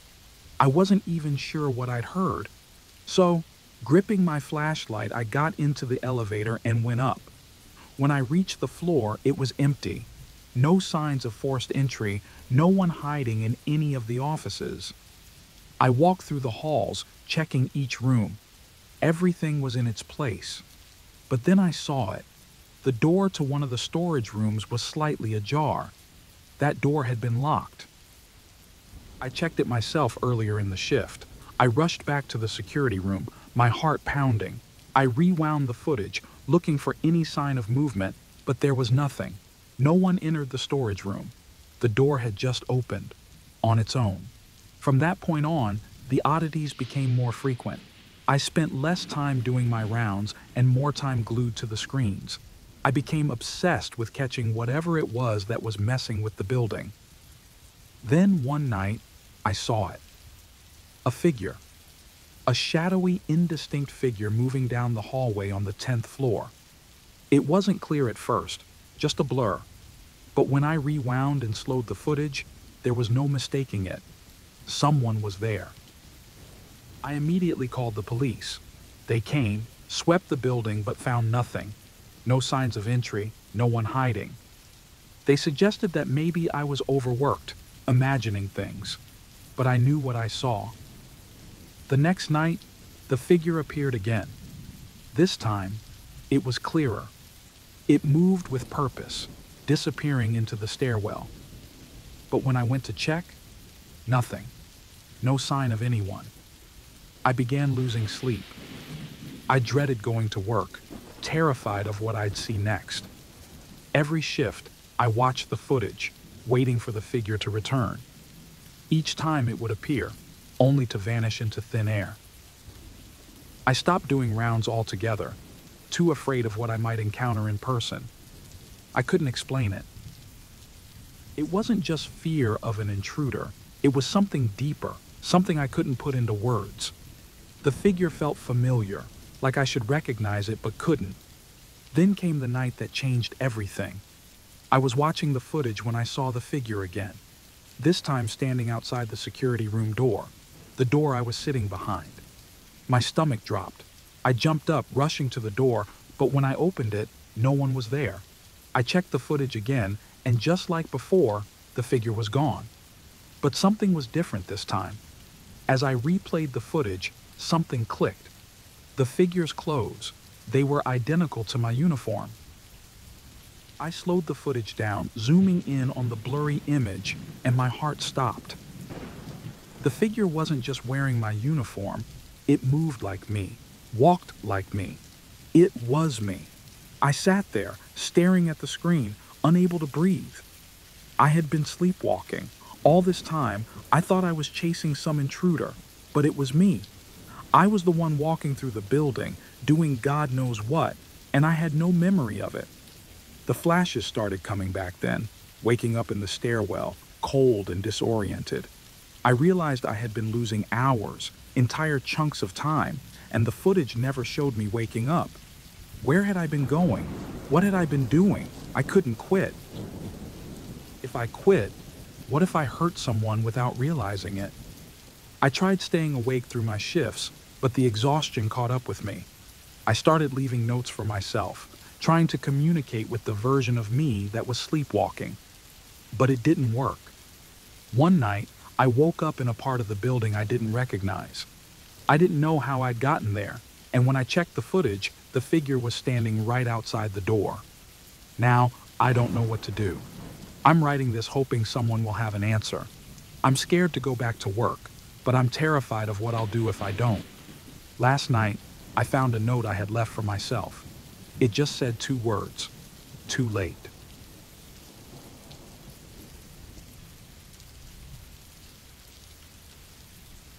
The Friendly Driver.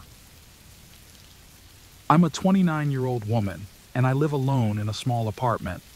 My life is pretty normal, nothing exciting, really. I work a regular 9-to-5 job, and sometimes, when I work late or run errands after work, I take the bus home. It's not something I usually worry about. My city is pretty quiet at night, and I've never had any real problems taking the bus, even when it's late. But there are always small things that make me a bit uneasy, like the guy who stared at me for way too long a few weeks ago, or the drunk woman who kept yelling at her phone on the bus last month. Nothing major, just moments that make you uncomfortable, but you shrug them off and move on. The night I'm going to tell you about started out like any other. I had to stay late at work, so I missed my usual bus and caught one of the last buses of the night. When I stepped on, I noticed the driver wasn't the regular guy I'd seen before. He was smiling a bit too much. I remember thinking it was weird, but I didn't really think much of it at the time. Just a little strange, I guess. As I sat down, the bus was mostly empty. I had my headphones in, ready to zone out until my stop. But then, the driver started talking. "Where are you heading tonight?" he asked, glancing at me through the rearview mirror. I paused for a second. It's not unusual for bus drivers to say hi or make small talk, but something about the way he asked felt off. I answered with a short, "Just heading home," hoping that would be the end of it. But it wasn't. "Do you take this bus often?" he asked. I shrugged, pretending to be busy on my phone. "Sometimes," I mumbled, not wanting to get into a conversation. He kept going, though. "You look familiar. I think I've seen you before." Now, I was starting to feel uncomfortable. His tone was too casual, too familiar, and I was the only one left on the bus. I could feel his eyes on me through the mirror. My stomach tightened.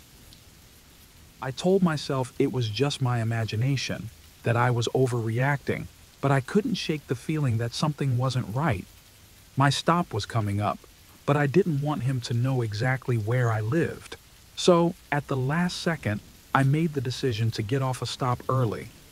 As I stepped off the bus, I could feel his eyes following me.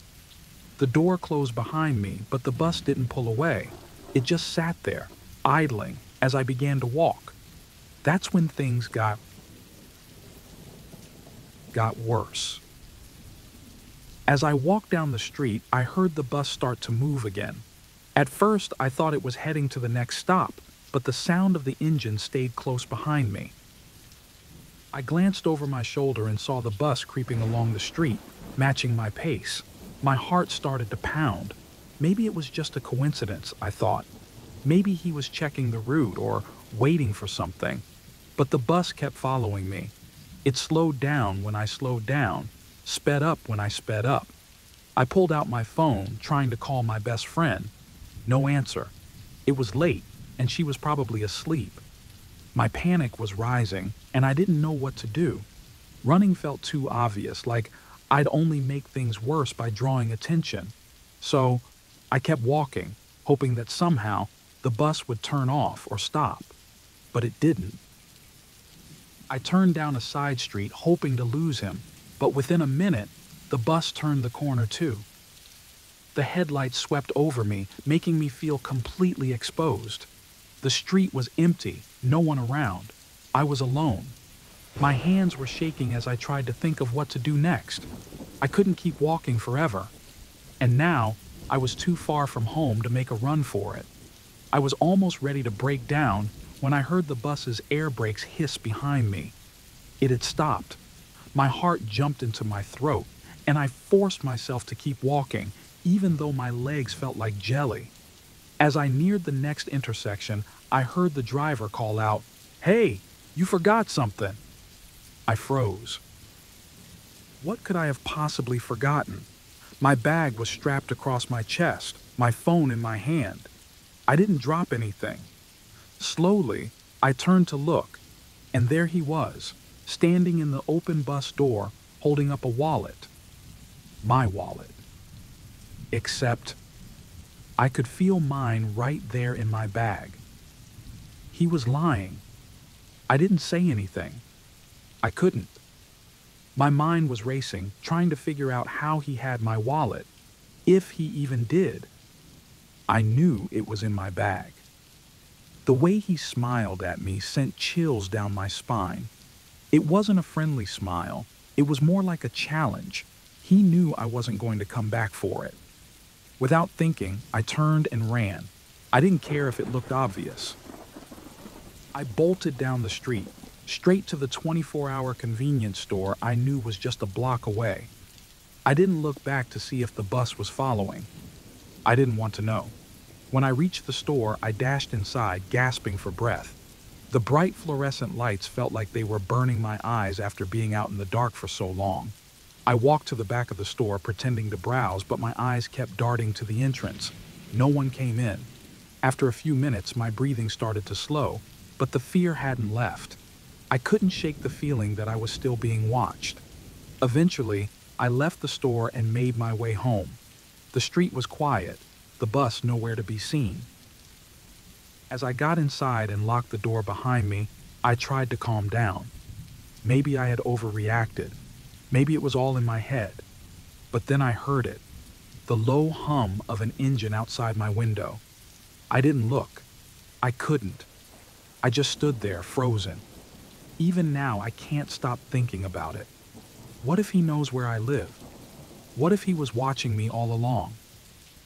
Just as I was about to fall asleep, my phone buzzed with an unknown number. I didn't answer. I still wonder, what would have happened if I had?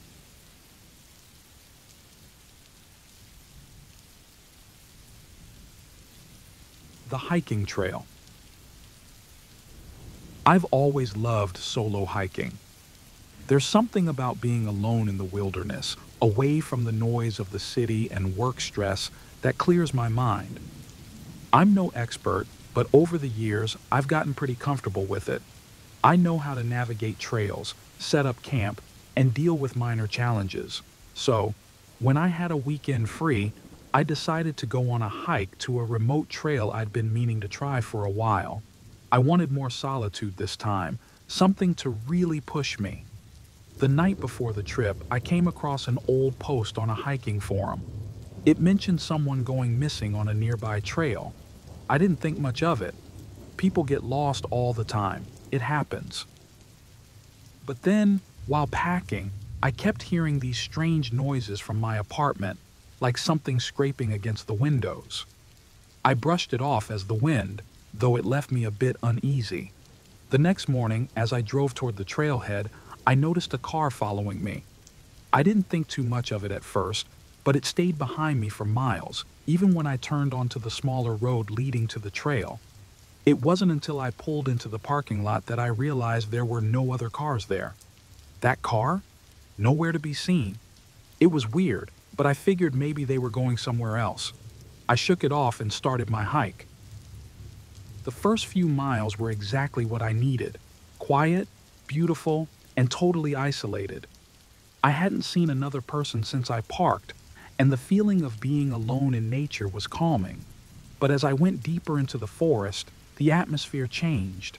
The trees were thicker here, and the trail became more rugged. That's when I saw it. A figure just ahead of me, maybe another hiker. I could barely make them out through the trees, but they were there, always a little too far to see clearly. At first, I didn't think much of it. People hike. But no matter how much I sped up or slowed down, the distance between us never changed. It was like they were matching my pace perfectly, just out of sight. I tried to convince myself it was a coincidence. But as the hours passed, it started to feel more deliberate. My unease grew. I kept checking over my shoulder, expecting to see someone behind me, but the forest was silent, except for my own footsteps. After what felt like hours, I stopped for a break, hoping to get a grip on my nerves. When I looked ahead again, the figure was gone. Relief washed over me, but it was short-lived. I pulled out my phone to check the time and saw there was no signal. I'd had full bars just an hour ago, but now, nothing. Great. The sun was starting to set, so I decided to set up camp early. I found a secluded spot off the trail and pitched my tent. But as darkness fell, the isolation became suffocating. The silence of the woods, which had felt peaceful earlier, now felt oppressive. Every snap of a twig, every rustle in the leaves put me on edge. My mind kept drifting back to that figure. Where had they gone? Just as I was about to fall asleep, I heard something, a rustling sound outside my tent. At first, I told myself it was just the wind, or maybe a small animal. But then, I heard it again. Footsteps, slow, deliberate, coming closer. My heart was pounding. I grabbed my flashlight and sat up, frozen in place. The footsteps stopped just outside my tent, and for what felt like hours, I sat there, barely breathing, waiting for something to happen. But nothing did. When the first light of dawn broke, I finally dared to step outside. There was no one there. But on the edge of my campsite, I found fresh footprints. Human. That was it for me. I packed up as fast as I could and decided to head back early. But as I got back on the trail, I saw it again, the figure closer this time. My heart was racing. I thought about turning back, but before I could decide, the figure started walking toward me. I froze, preparing for the worst. But as they got closer, I realized that it wasn't some mysterious stalker. It was a young woman, clearly disoriented and panicked. She looked like she'd been wandering for days. She begged me for help, saying she'd gotten lost and couldn't find her way back. Relief flooded through me, but something still felt off. The timing, her sudden appearance, it didn't sit right with me. But I couldn't leave her out there, so I agreed to help her find the trailhead. As we walked, her behavior became stranger. She kept glancing over her shoulder, asking if I'd seen anyone else on the trail. I hadn't. She seemed overly anxious, and her paranoia started to get to me. Every time we stopped to rest, I swore I heard something moving in the trees, but when I looked, there was nothing. Her panic grew, and she insisted that someone had been following her for days. I started to wonder if she was hiding something, or if maybe she wasn't as lost as she claimed. The feeling of being watched returned, stronger than before. I kept my guard up, not sure what was real anymore. Was there really someone else out here, or was it just her fear infecting mine? Just as the tension hit its peak, we stumbled upon a small, abandoned campsite. It looked like someone had just been there, fresh coals in the fire pit, a backpack leaning against a tree. The woman's panic spiked, and before I could stop her, she bolted into the woods. I called after her, but she was gone. I stood there, alone again, staring at the empty campsite, unsure what to do next. The sun was setting, and I knew I couldn't spend another night out here. I decided to keep moving, every nerve on edge, every sound, every rustle felt like a threat. When I finally reached the trailhead, my legs shaking, I saw her backpack lying on the ground, but there was no sign of her. I drove away as fast as I could, my heart still racing. I never saw her again. I reported what happened to the authorities, but they never found any trace of her. It's been months, and I still can't shake the feeling that something, or someone, was out there with us. I don't think I'll ever feel safe hiking alone again.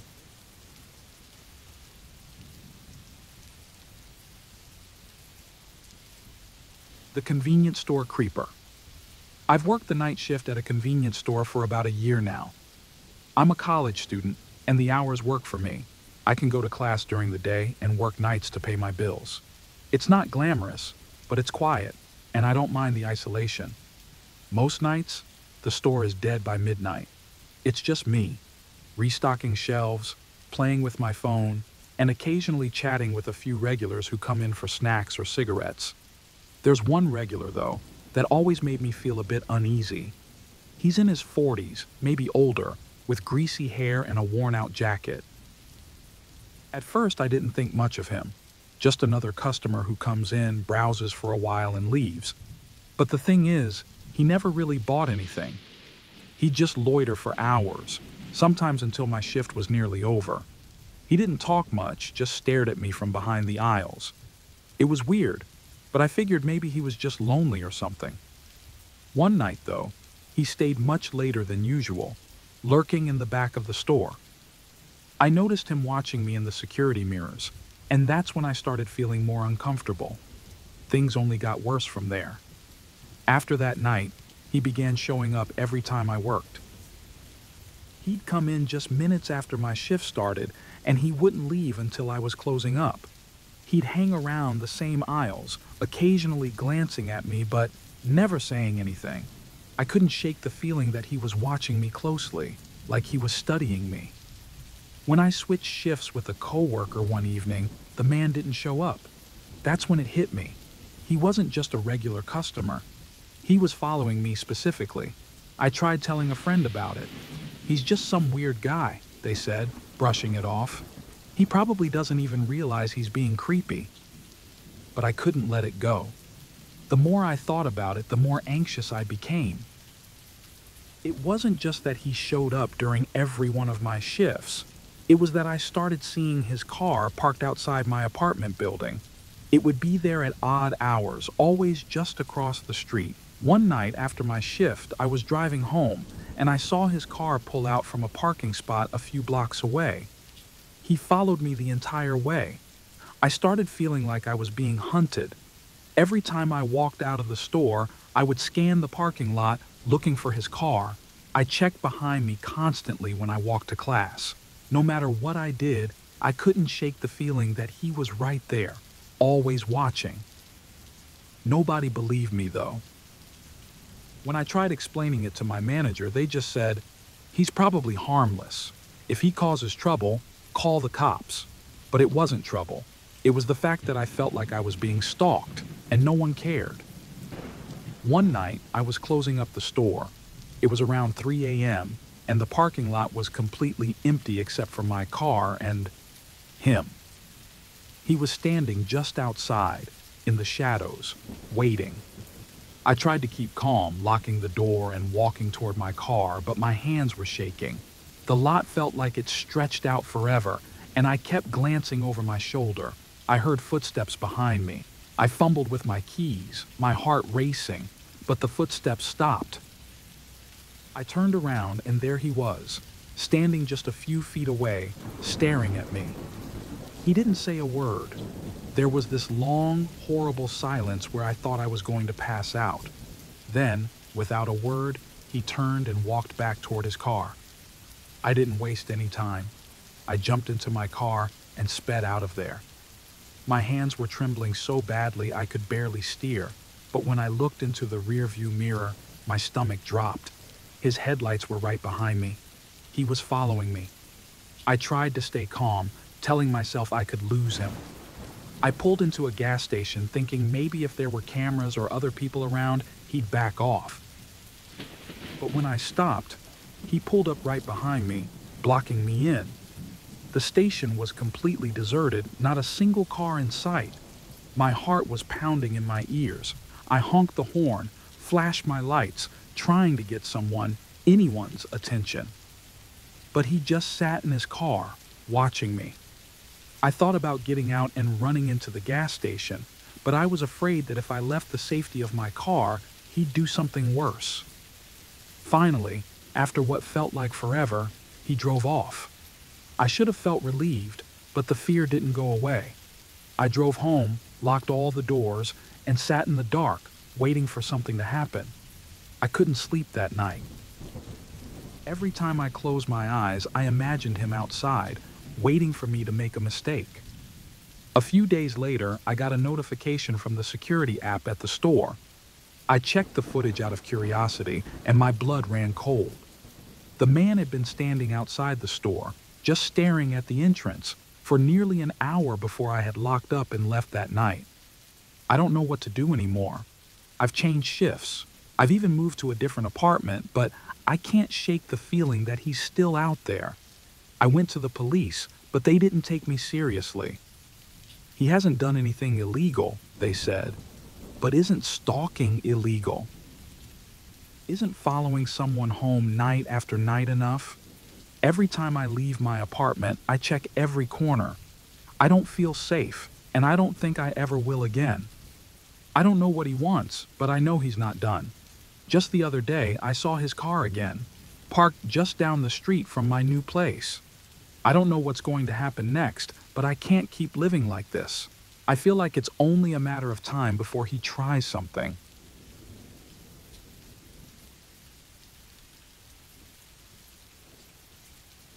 The missing friend. I've been camping for years. I've always loved the peace that comes with it, the quiet, the disconnect from everything. And I've always gone with Alex. He's been my friend since we were kids. And if there's one thing we both love, it's the outdoors. This trip wasn't any different from the dozens of others we've taken, or so I thought. We picked a spot deep in the woods, far from any trails or campsites. The air felt cleaner out there, the sky clearer. It was just me and Alex, like always. We set up our tent, got the fire going, and settled into the usual routine of talking and joking around. But something was off this time. I can't explain it, but the forest was too quiet. Usually we'd hear rustling, birds, maybe a breeze in the trees, but this time there was nothing. Just silence, heavy and uncomfortable. Alex seemed a little distant too, like his mind was elsewhere. He wasn't his usual talkative self. At one point, while we were sitting by the fire, he stared into the darkness for a little too long. I asked him if he was okay, and he snapped out of it, smiled, and said he just needed to clear his head. He mentioned going for a short walk and would be back in a few minutes. I didn't think anything of it at the time. 30 minutes passed, then an hour. Alex still hadn't come back. I wasn't worried at first. Maybe he was just taking his time. But then I started to feel uneasy. I called out his name. Nothing. My voice just echoed back at me, swallowed by the trees. I grabbed my flashlight and set off in the direction he'd gone, figuring I'd find him wandering around or maybe just taking a break somewhere. As I walked, the woods around me felt more oppressive. The silence was so thick it pressed against my skin. I kept calling for Alex, but all I got in return was more silence. I tried to shake off the feeling of dread creeping up my spine, but the longer I walked, the more certain I became that something was wrong. Then I found it. A patch of ground, a little ways off the trail, looked disturbed, like the dirt had been moved recently. My heart started racing. I knelt down and touched the soil. It was loose, freshly dug. Something wasn't right. Why would there be a disturbed patch of earth in the middle of nowhere?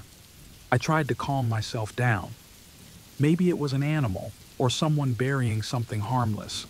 But that didn't stop the panic from bubbling up inside me. I kept walking, faster now, scanning the area with my flashlight. That's when I noticed the footprints. They were faint but definitely there, leading deeper into the woods. My hands were shaking at this point. I followed the trail, trying to stay calm, but my mind was racing with every worst-case scenario. I kept calling for Alex, but there was no response, just more of that suffocating quiet. As I followed the tracks, the flashlight flickered. Of course, my only source of light was dying, and the darkness seemed to be getting closer, like it was waiting for me. I tried to stay focused, but then I saw something that stopped me dead in my tracks. A shallow grave. The earth was piled loosely, the way someone might cover up something in a hurry. My stomach twisted into knots as I crouched down, and with trembling hands, I started brushing the dirt away. I didn't know what I was expecting to find, but the feeling of dread had reached a point where I almost didn't want to know. Then I saw it. A hand. Pale, lifeless, sticking out of the dirt. Before I could react, I heard footsteps behind me. My heart nearly exploded. I froze, every muscle tensing, my mind screaming at me to turn around. The footsteps were slow, deliberate, and getting closer. I wanted to run, but my legs wouldn't move. The air around me felt thick, like something was pressing down on me from all sides. I forced myself to turn around, expecting to see something, or someone, standing there, but there was nothing, just the darkness. The footsteps had stopped, but the feeling of being watched was overwhelming. I couldn't take it anymore. I ran. My flashlight flickered once more and then died completely, plunging me into total darkness. I stumbled through the trees, branches clawing at my face and arms, but I didn't stop. When I reached the camp, it was a mess. The tent was ripped open, our gear scattered everywhere. The fire was out, and the cold air felt like it was sinking into my bones. That's when I saw him. Alex. He stepped out from behind a tree, his face blank, almost too calm. He didn't say anything, just stared at me. I was too shaken to speak, too confused to ask him what the hell was going on. Then, in a flat, emotionless voice, he said, "I told you not to come looking for me." I didn't know what to say. I just stood there staring at him, trying to figure out what was happening. This wasn't the Alex I knew. Something was wrong, deeply wrong. He took a step toward me, slowly, deliberately, like he knew exactly how this was going to end. I wanted to move, but my body refused to cooperate. I just stood there, frozen, as he came closer. And then, I don't know what happened. The next thing I remember, I was in my car, parked at the campsite, with no sign of Alex. My head was pounding, and everything felt like a blur. I didn't know how I got there or what had happened after I saw him. It's been weeks now, and there's still no sign of Alex. But I can't shake the feeling that I'm not alone. Every time I'm by myself, I feel like I'm being watched. I don't know if Alex ever really came back from those woods, or if he's still out there, waiting for me.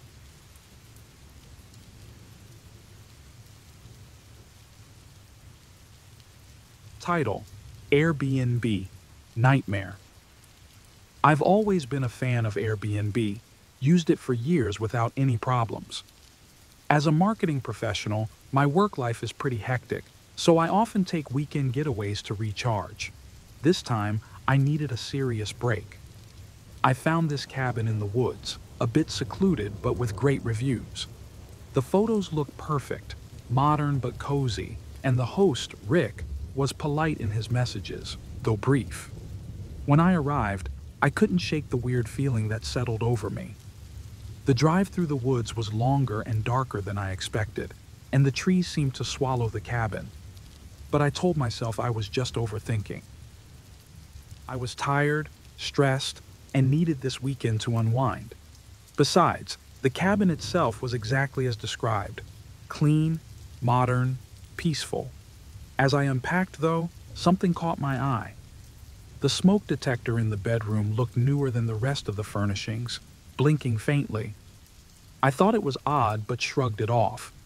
It wasn't like I knew what a smoke detector was supposed to look like. Still, it made me uneasy. I tried to ignore it and went about settling in. Later that evening, after a short walk in the woods, I sat down on the couch with a book. That's when I started noticing other strange things. There was a digital clock on the wall, and for some reason, it gave me a bad feeling. I got up to inspect it, and the lens on the front seemed unusually large for just a clock. My mind started racing, connecting it to stories I'd heard about hidden cameras in Airbnbs. I couldn't let it go. I pulled out my phone and did a quick search for common hidden camera devices. The results chilled me. Smoke detectors, digital clocks, even phone chargers. Everything they described was here in this cabin. My heart pounded as I went around the house, looking at each device with new eyes. I was convinced I was being watched. Panicked, I messaged Rick, asking if he knew anything about hidden cameras in the house. His response was almost immediate, but short. No cameras here. The house is clean. You're safe. But something about the way he dismissed my concerns didn't sit right with me. Was I being paranoid? Or was there something more going on? I tried to shake the feeling, but I couldn't. I decided to look more closely. That's when I noticed a tiny hole in the bathroom mirror. My stomach dropped. This was no coincidence. By nightfall, I was a mess of nerves. I covered the mirror in the bathroom with a towel and checked my phone for a signal. Barely one bar. I felt completely cut off. The idea that someone was watching me started to creep into every thought. I couldn't relax. Each sound from outside, the rustling of leaves, the creaking of the trees, it all felt amplified, like something or someone was waiting. I wanted to leave, but it was already late. Driving alone through the dark woods seemed as terrifying as staying. I texted my friend, explaining what was happening, but the weak signal meant my message barely went through, and I didn't get a response. I locked all the doors, pulled the curtains, and sat on the bed, trying to calm down. I told myself I'd leave first thing in the morning. Around midnight, I was finally drifting off when I heard it, a soft, deliberate click. I shot up, wide awake, as dread spread through me. It was the sound of the front door unlocking. Someone was inside. I froze, listening as slow, deliberate footsteps echoed through the hallway. My heart pounded so hard I thought I'd pass out. I grabbed my phone and crawled into the closet, hands shaking as I tried to control my breathing. Whoever it was, they were moving room to room, checking something. Were they looking for me? I desperately tried to call 911, but my phone wouldn't connect. The footsteps grew louder, heading toward the bedroom. I held my breath as the door creaked open. My whole body tensed as I heard the intruder walk around the room, the soft sound of fabric brushing against furniture. Then, the closet door handle jiggled. I squeezed my eyes shut, praying they wouldn't open it. Just as the door began to crack open, my phone suddenly pinged with a message. The sound was loud in the silent room. I silenced it as fast as I could, but the damage was done. The footsteps hurried away, and moments later, I heard the front door slam shut. I stayed in that closet for what felt like hours, too scared to move. The house was silent again, but I knew I wasn't safe. Eventually, I forced myself to check my phone. My signal had returned just enough for me to send a frantic message to my friend. I had to get out. Grabbing my car keys, I bolted from the closet, not even looking around as I sprinted out the front door. The woods loomed around me as I raced to the car, the dark trees feeling more threatening than before. Every second, I expected someone to jump out and grab me. Once in the car, I didn't stop driving until I reached the nearest town. I parked in a well-lit lot and sat there, shaking, trying to catch my breath. That's when I remembered the photos I'd taken of the devices earlier. I posted them on Reddit, warning others about what I'd found. But even after escaping, the feeling of being watched didn't go away. I never heard from Rick again. Airbnb support wasn't much help. They said the listing was removed, but they couldn't provide any real answers. The whole experience left me paranoid. I started checking my apartment for cameras, unable to fully trust my own space. My Reddit post blew up, and others shared similar stories, but no resolution ever came. The authorities investigated, but nothing concrete was found. It was like the whole thing never happened, but I knew what I saw. Now, every night, I find myself staring at my phone, scrolling through the comments on my post, unable to shake the feeling that someone, somewhere, is still watching. I turn off the lights, but the dread never leaves.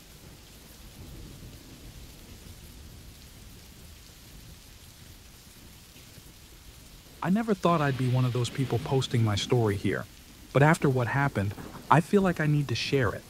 Maybe someone will believe me, though at this point, I'm not sure if I even believe myself. I'm a student studying abroad. I won't say exactly where, but it's a city in Europe, old buildings and narrow streets. It's my first time living alone, which was exciting at first. My apartment is small, in one of those old, creaky buildings. My neighbors keep to themselves, which is fine because I like the quiet. But it's never completely quiet. Sometimes the lights flicker, and I hear strange noises in the hallway. I chalked it up to the building's age. Once an older neighbor told me squatters sometimes sneak in, but I didn't think much of it. At the time, it just seemed like an odd thing to mention. Then, a few nights ago, something happened. It was raining hard, and I had just gotten home from a long day of classes. I was tired and ready to relax, when suddenly, the power went out. The entire neighborhood went dark. No street lights, no lights from the other apartments, nothing. I felt a strange kind of loneliness wash over me. It wasn't just the darkness, it was the sudden isolation. I grabbed my phone to call the landlord, but there was no signal. The storm must have knocked something out. That's when I remembered my apartment door had an electric lock system. Without power, I was trapped inside. I tried not to panic. I figured the power would come back soon, but as the minutes dragged on, the silence started to get to me. I walked over to the window, hoping to catch a signal for my phone, but still, nothing. That's when I heard it. A faint scratching sound, just outside my door. At first, I thought it was my imagination, or maybe just the wind, but the sound didn't stop. It was slow, deliberate, like someone dragging their fingernails across the wood. My heart started racing. I walked back to the living room, trying to stay calm. Maybe it was just some old pipes in the wall, I told myself. The building made weird noises sometimes, right? But then, there was a heavy thud, like footsteps in the hallway. The scratching started again, only louder this time. I froze. There was no way I was imagining that. Someone was out there. I grabbed the kitchen knife, the only weapon I could think of, and locked myself in the bedroom. My hands were shaking as I texted my friend about what was happening, but the message wouldn't send. No signal. The sounds outside grew louder. Footsteps, slow breathing. Whoever was out there was standing right by my door. I couldn't see them, but I could hear them. I pressed my ear to the door, holding my breath, hoping they'd go away. But the scratching started again, this time more frantic, like they were trying to get in. My mind raced. Was this one of those squatters my neighbor had mentioned, or was it something worse? I tried to open the window to signal for help, but it wouldn't budge. I was trapped. I stood there, clutching the knife, trying to make sense of what was happening. Maybe I was overreacting. Maybe the storm was making the noises sound worse than they were. But then, I heard something that made my blood run cold. The peephole. It darkened. Something, or someone, was standing directly on the other side of my door, blocking it. I backed away, heart pounding in my chest. I didn't know what to do. The sounds continued, and now there was tapping, soft, slow tapping on the door. I stared at it, terrified that it might burst open at any second. Hours passed. I didn't sleep. I just sat there, listening to the noises outside. At some point, I must have fallen into a daze because the next thing I knew, I saw that my phone had 1 bar of signal. I quickly texted my friend again. Someone's in the building. The message sent. My friend replied immediately, telling me to call the police, but just as I went to dial, there was a loud bang on my door. I froze. The bang was followed by silence. Complete, suffocating silence. I didn't move for what felt like an eternity. Then, just as I considered making a run for it, I heard the scratching again. This time, it wasn't outside the door. It was inside my apartment. I stared at the door, too scared to move. I wanted to scream, but my throat was dry. My phone buzzed, breaking the silence. I grabbed it, but the screen flashed, "Message not sent." I checked my signal and noticed something strange. My phone wasn't connected to the usual network. It was connected to something else, something unfamiliar. Morning came eventually. The storm had stopped, and I could hear voices in the hallway.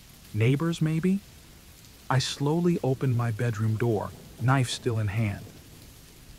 The apartment was quiet. Nothing seemed out of place. I peered through the peephole again and saw a repairman working on the building's power. I opened the door and practically ran outside. I asked the repairman if anyone else had been in the building, but he just looked at me like I was crazy. "The building's locked up at night," he said. "No one could have gotten in." No one believed me. They said the storm probably played tricks on my mind, that the noises were just the old building settling. But something felt off. Why had my phone connected to a strange network? I've been trying to forget what happened, but I can't shake this feeling. After I left the apartment, I checked my phone's settings. The network it had connected to wasn't just unfamiliar, it was accessed remotely. Someone had been watching me. All night. Too late.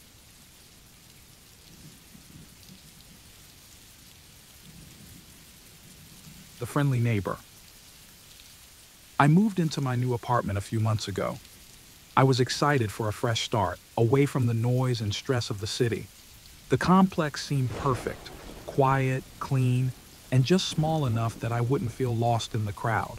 I'm in my mid-30s, single, and work a lot, so I was looking forward to the peace and solitude. Everything seemed ideal at first. The day I moved in, I met Mark. He's a middle-aged guy, probably in his 50s, living a few doors down from me. He introduced himself right away, offering help with the move. At first, I thought it was nice, someone friendly in a new place. He seemed like one of those overly helpful neighbors, you know the type. Mark knew a lot about the area, and I appreciated the local tips he gave me. I figured it was good to have someone like him around, but it didn't take long for things to start feeling off. Mark always seemed to know when I was coming or going. I'd get back from work, and there he was, stepping out of his apartment as if he'd been waiting for me. He'd say things like, "Long day, huh?" even though I'd never told him my schedule. I brushed it off at first, thinking it was just a coincidence. Then, one evening I came home, and Mark knocked on my door. He had a package in his hand, saying it was delivered to him by mistake. I took it, thanked him, but realized later it wasn't mine. No big deal, I thought. People make mistakes. But Mark lingered at the door asking questions about my day, my work, my plans for the weekend. It was casual enough, but something about it felt too personal. I started feeling uneasy around him, like he knew too much about my life. That night, as I lay in bed, I heard footsteps in the hallway. Not unusual in an apartment building, but the steps stopped right outside my door. I could see the shadow under the door, someone standing there. I convinced myself it was just a neighbor passing by, but I got up to double-check the locks anyway. Everything was secure, but my nerves were on edge. The next morning, I ran into Mark on my way out. Without missing a beat, he said, "Heard some funny noises last night. Everything okay?" He smiled like it was nothing, but my stomach dropped. How did he know? I hadn't made a sound, hadn't even opened the door. It was unsettling to say the least. Over the next week, things started to escalate. I came home one day, and a few things in my apartment were out of place. Nothing major, just little things. My TV remote was on the coffee table instead of the couch. A kitchen cabinet was slightly open. I started questioning myself. Maybe I was just being forgetful, but it didn't sit right with me. Mark's conversations became more unsettling too. He'd casually mention things that he shouldn't have known, like when I left for work or how long I stayed at the grocery store. "Saw you heading out early today," he'd say, with that same smile. I started feeling paranoid. Was he watching me? Following me? One night, as I was trying to fall asleep, I heard it. The sound of a key turning in the lock. My heart raced and I froze. The door didn't open, but the noise was unmistakable. Someone had tried to unlock it. I didn't dare move. After a few tense seconds, the sound stopped, but the fear didn't. The next morning, I checked the door again. Nothing seemed wrong, but the thought that someone had a key to my apartment gnawed at me. Could it have been Mark? I decided I couldn't ignore it anymore. The next time I saw him, I brought it up casually, asking if he had a spare key to the building. Mark laughed, a bit too much. "Neighbors should help each other out, right?" he said, smiling that same unsettling smile. He didn't deny it. I knew then something was seriously wrong, but I didn't know what to do. That night, I stayed up late, waiting. Around 2 a.m., I heard it, the creak of the door opening. My heart pounded in my chest as I jumped up and locked myself in the bedroom. I could hear the slow, deliberate footsteps moving closer, then stopping just outside my door. I held my breath, listening. The silence was worse than the noise. I knew someone was there, right outside. I couldn't move, couldn't even make a sound. Minutes passed. Then, just as suddenly as it started, the footsteps retreated, and I heard the front door close. I didn't sleep at all that night. The next morning, I knew I had to leave. I didn't confront Mark again. I didn't want to know what he'd say. I packed up and found a new place within days. As I moved my last box out, Mark stood outside, smiling like always. "See you soon," he said, in that same too friendly tone. It chilled me to the bone. Now, I'm in a new apartment, far from that place. I changed the locks the day I moved in, and I've been trying to put the whole thing behind me. But I can't shake the feeling that I'm still being watched. Sometimes I'll catch a glimpse of someone standing outside my new building, just for a second. It's probably nothing, just my paranoia getting the best of me. But every now and then, I wonder how much Mark really knew about me. And I wonder if he's still watching.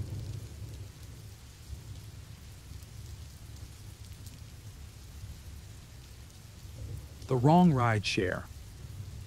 I've always been cautious, especially when I'm out late. I go out with friends every few weekends, grab a few drinks, catch up, nothing too crazy. This night was no different. The streets were packed, the bar was loud, and I was feeling good. You know, just the usual weekend vibe. After a few hours, my friends started to leave one by one, and I decided it was time to call a rideshare home. I've always felt safe using rideshare apps. The drivers are verified, and I can track the trip. Honestly, it's one of those things you don't even think about twice. You click a button, a car comes, you get in, and that's that. So I didn't think much when the car pulled up outside the bar. But I did notice something strange. The license plate was slightly off from what my app showed. Not by much, just one letter. I hesitated for a second, but then I thought, it's probably just a typo or something. I shrugged it off and got in. The driver didn't say much, just a quick hi before he pulled away. He didn't confirm my destination either, which they usually do, but I was too busy texting a friend to notice right away. A few minutes into the ride, I realized we weren't taking the usual route. He passed the street we should have turned down. I checked my app and my stomach dropped. There was no ride in progress. It showed I hadn't been picked up. Panic started to creep in. I looked at the driver. He was gripping the wheel so tight his knuckles were white. He wasn't making eye contact, and the silence in the car felt suffocating. I could feel my heart racing, but I didn't want to overreact. I cleared my throat. "Hey, where are we going?" He glanced at me in the rearview mirror. "Shortcut," he said, his voice calm but strange. I pulled up my phone's GPS, and sure enough, we were heading further away from my place. My chest tightened. This was wrong. My mind was racing with 1,000 thoughts. Do I ask him to stop? Should I try to jump out? What if I'm wrong? and this is just a misunderstanding. But my gut was telling me something was very, very off. I tried to send a text to a friend, but it wouldn't go through. No service. The car kept speeding down a dark, empty road. No lights, no traffic, just us. I tried to stay calm, but I could feel the panic setting in. I decided to call someone, but just as I started dialing, the driver looked at me again, this time with an unsettling smile. "No need for that, we're almost there." My hands started shaking. Almost where? My mind was screaming at me to get out, but we were still moving fast. I unlocked the door quietly, hoping I could make a break for it if he slowed down. My eyes were glued to the road, waiting for any sign of hope. Then I saw it. A police car parked at a small intersection up ahead. My heart skipped a beat. This was my chance. I waved frantically at the window as we passed the car, hoping they'd notice. I didn't care if I looked like a lunatic. I needed help. The driver noticed too. He sped up, not by much, but enough for me to know he was trying to get away before they saw us. My chest tightened and my mind raced with fear. But then, the police car's lights flicked on, and they pulled out behind us. Relief washed over me. I thought I was saved. But the driver didn't stop right away. He muttered something under his breath, gripping the wheel tighter, and for a second, I thought he was going to try to outrun them. My hands were shaking uncontrollably, and I couldn't breathe. I was trapped in this car, and I didn't know how this was going to end. Finally, he pulled over. The police officer walked up to the car, and before he could even say anything, I blurted out, "I think I'm in the wrong car." The officer looked at me, then at the driver. The driver, calm as ever, shrugged. "It's a misunderstanding. She's a friend. I'm just giving her a ride home." His voice was so casual, like this was no big deal. For a split second, I thought the officer might believe him.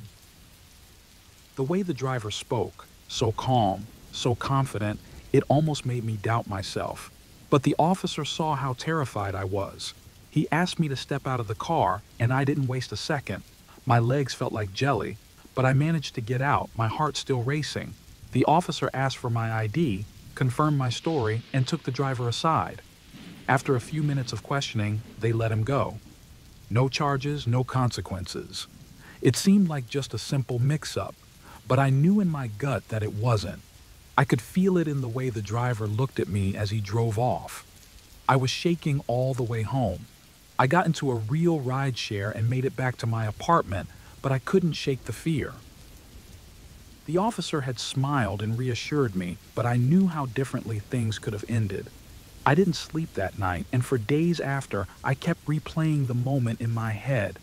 What if the police hadn't been there? Now, every time I order a rideshare, I triple-check everything: the license plate, the driver's face, even the car itself. I can't stop thinking about what would have happened if I hadn't waved at that police car. Was the driver really innocent? Or was something worse waiting for me down that dark road? Please, always check the car you get into. It might not be as safe as you think.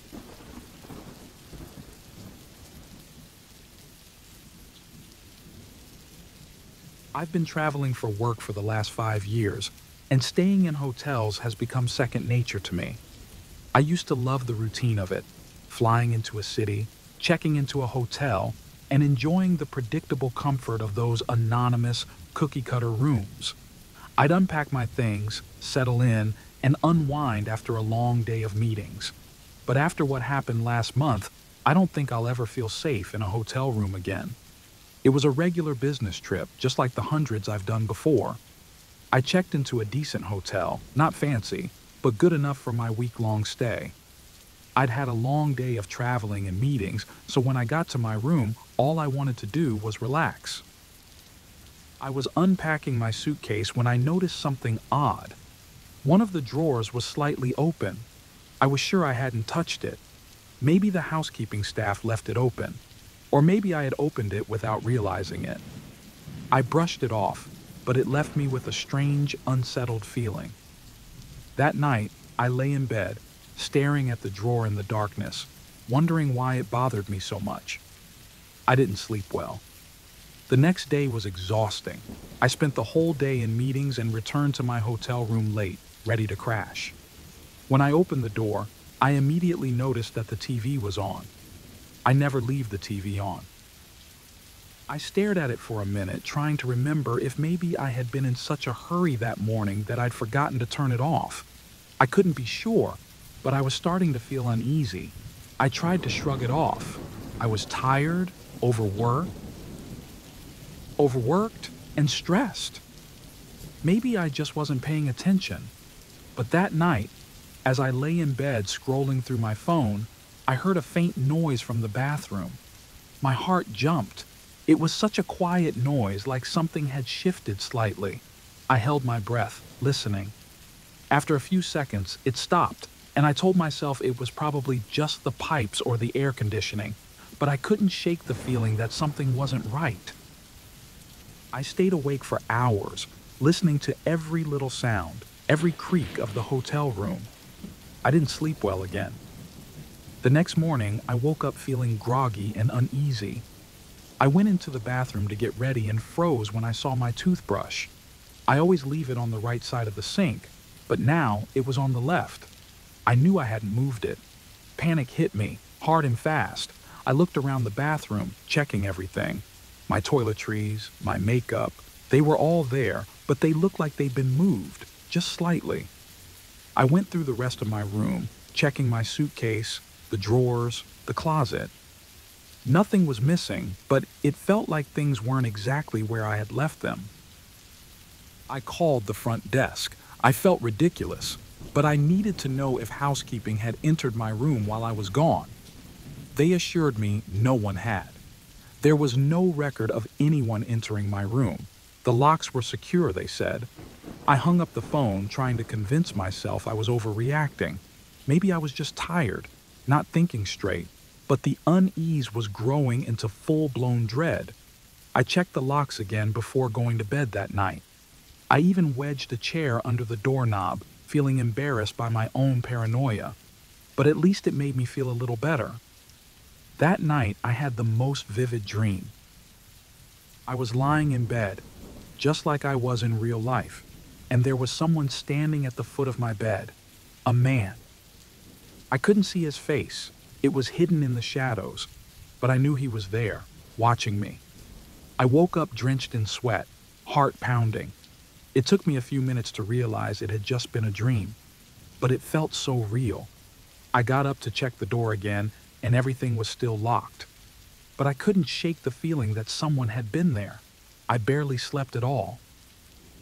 The next night was worse. I don't know how to explain it, but I just knew something was wrong.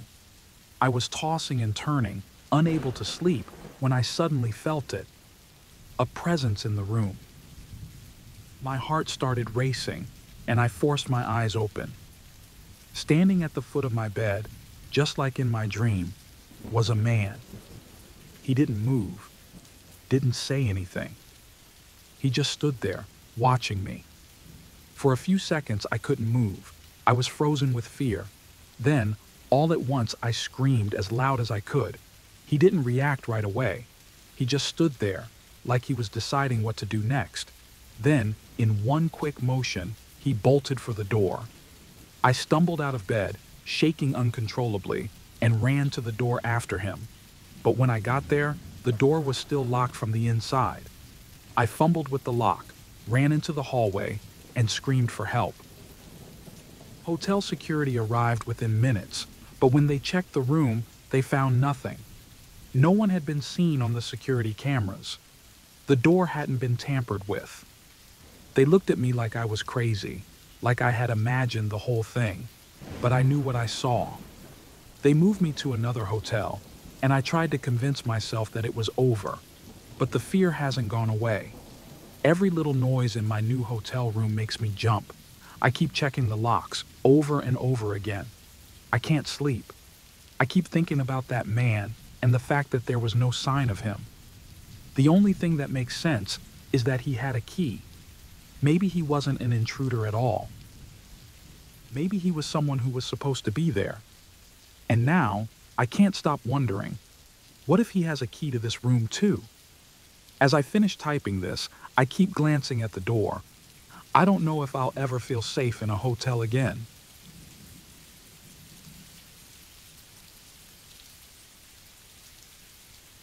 Title: The Road Trip from Hell.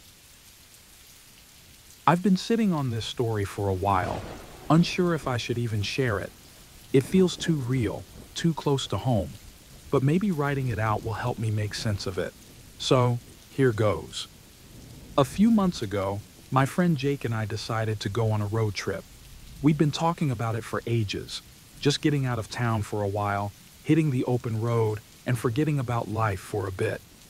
I'd been stuck in this boring routine, working long hours at a job I didn't care about, and I needed an escape. Jake felt the same way.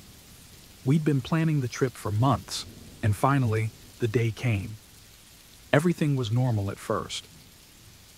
We packed our bags, filled up the car, and hit the road. It was exciting, that feeling of freedom. But looking back, I realized there were little things that felt off. Like, when we stopped at our first gas station, I noticed a guy just standing there, staring at us. I brushed it off. Maybe he was just being weird. Then, Jake was quieter than usual, like his mind was somewhere else. But I figured we were just tired. After a few hours of driving, we decided to stop at this small diner in the middle of nowhere to grab some food. The place was nearly empty, just a couple of locals sitting at the counter. The waitress barely spoke to us, just handed us menus and walked away. Jake and I talked about random stuff, but the atmosphere in the diner was heavy, like we didn't belong there. One guy sitting at the counter kept glancing our way, not saying anything, just watching us. He left before we did, but I remember the way he looked at us as he walked out, like he knew something we didn't. We finished up and got back on the road. That's when I noticed it. A beat-up old sedan pulling out of the diner parking lot right after us. At first, I didn't think much of it. Maybe it was a coincidence. But as we kept driving, the car stayed behind us. Jake noticed too. I remember him joking about how maybe we had a road buddy, someone taking the same route. But the longer the car followed us, the less funny it became. After an hour, it was still behind us. Every time we sped up, it did too. If we slowed down, so did the car. That's when I started to feel real fear creeping in. Jake tried to stay calm, but I could see the tension in his hands on the wheel. We talked about pulling over or taking an exit, but every time we did, the car followed us. "Let's try taking a random exit," Jake suggested, gripping the steering wheel tighter. "Maybe we can lose them." I nodded, my heart pounding. We took a sharp turn off the highway onto a narrow, winding road. For a few minutes, it seemed like we'd finally lost them. The car was gone. I felt my chest loosen up, thinking it was over, but just as we were starting to relax, I glanced in the side mirror. Headlights. They were back. We didn't say anything, but the panic was there, hanging heavy between us. Jake kept driving, his face pale, his eyes wide. The road was dark, lined with thick trees, and there wasn't another car in sight. After what felt like forever, we saw a small gas station up ahead, the only light for miles. Desperate, we pulled in. As soon as we stopped, I felt a chill run down my spine. The car we'd been trying to lose was already there, parked by the pumps. The driver was still sitting inside, staring straight at us. "Do we go inside?" Jake asked, his voice shaky. We had no idea what to do. Before I could answer, the gas station clerk waved us in from the doorway. We hesitated, but figured it was better than sitting outside with that car. We walked in, and the first thing I saw were the missing posters on the wall. Two faces, staring back at me, our faces. The posters were old and faded, but it was us. Same clothes, same everything. "You guys see those posters?" the clerk asked, not even looking up. "Looks just like you two." I felt like the air had been sucked out of the room. Jake tried to ask the clerk what he meant, but the guy just shrugged, muttering something about them and how nobody ever leaves once they're marked. Marked? What the hell was he talking about? The whole place felt wrong, like we'd stepped into a nightmare. Jake wanted to leave, but I was frozen, trying to make sense of what was happening. I looked out the window. The driver of the sedan hadn't moved. He was just sitting there, waiting. "We need to go," Jake said, pulling at my arm. I nodded, finally snapping out of it.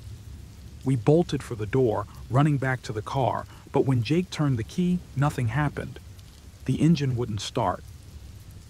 I could see the panic on his face as he kept turning the key over and over.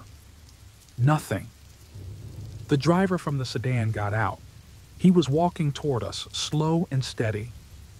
"Get out," Jake shouted, and we scrambled out of the car, running toward the woods.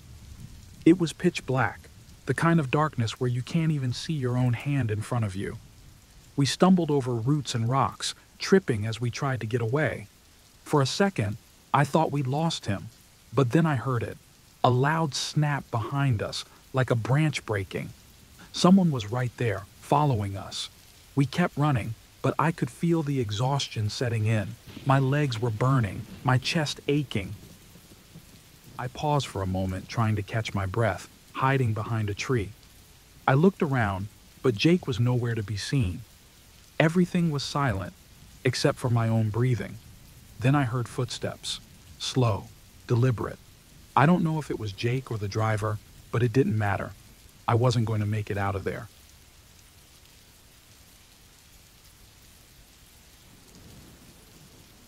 I've been a delivery driver for about 2 years now, mostly late nights. I pick up extra shifts whenever I can just to make a little more cash.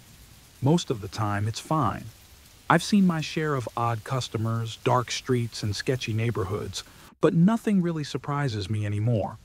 At least, that's what I thought until last week. It was just a typical night. I had a few deliveries in a row. Pretty standard stuff.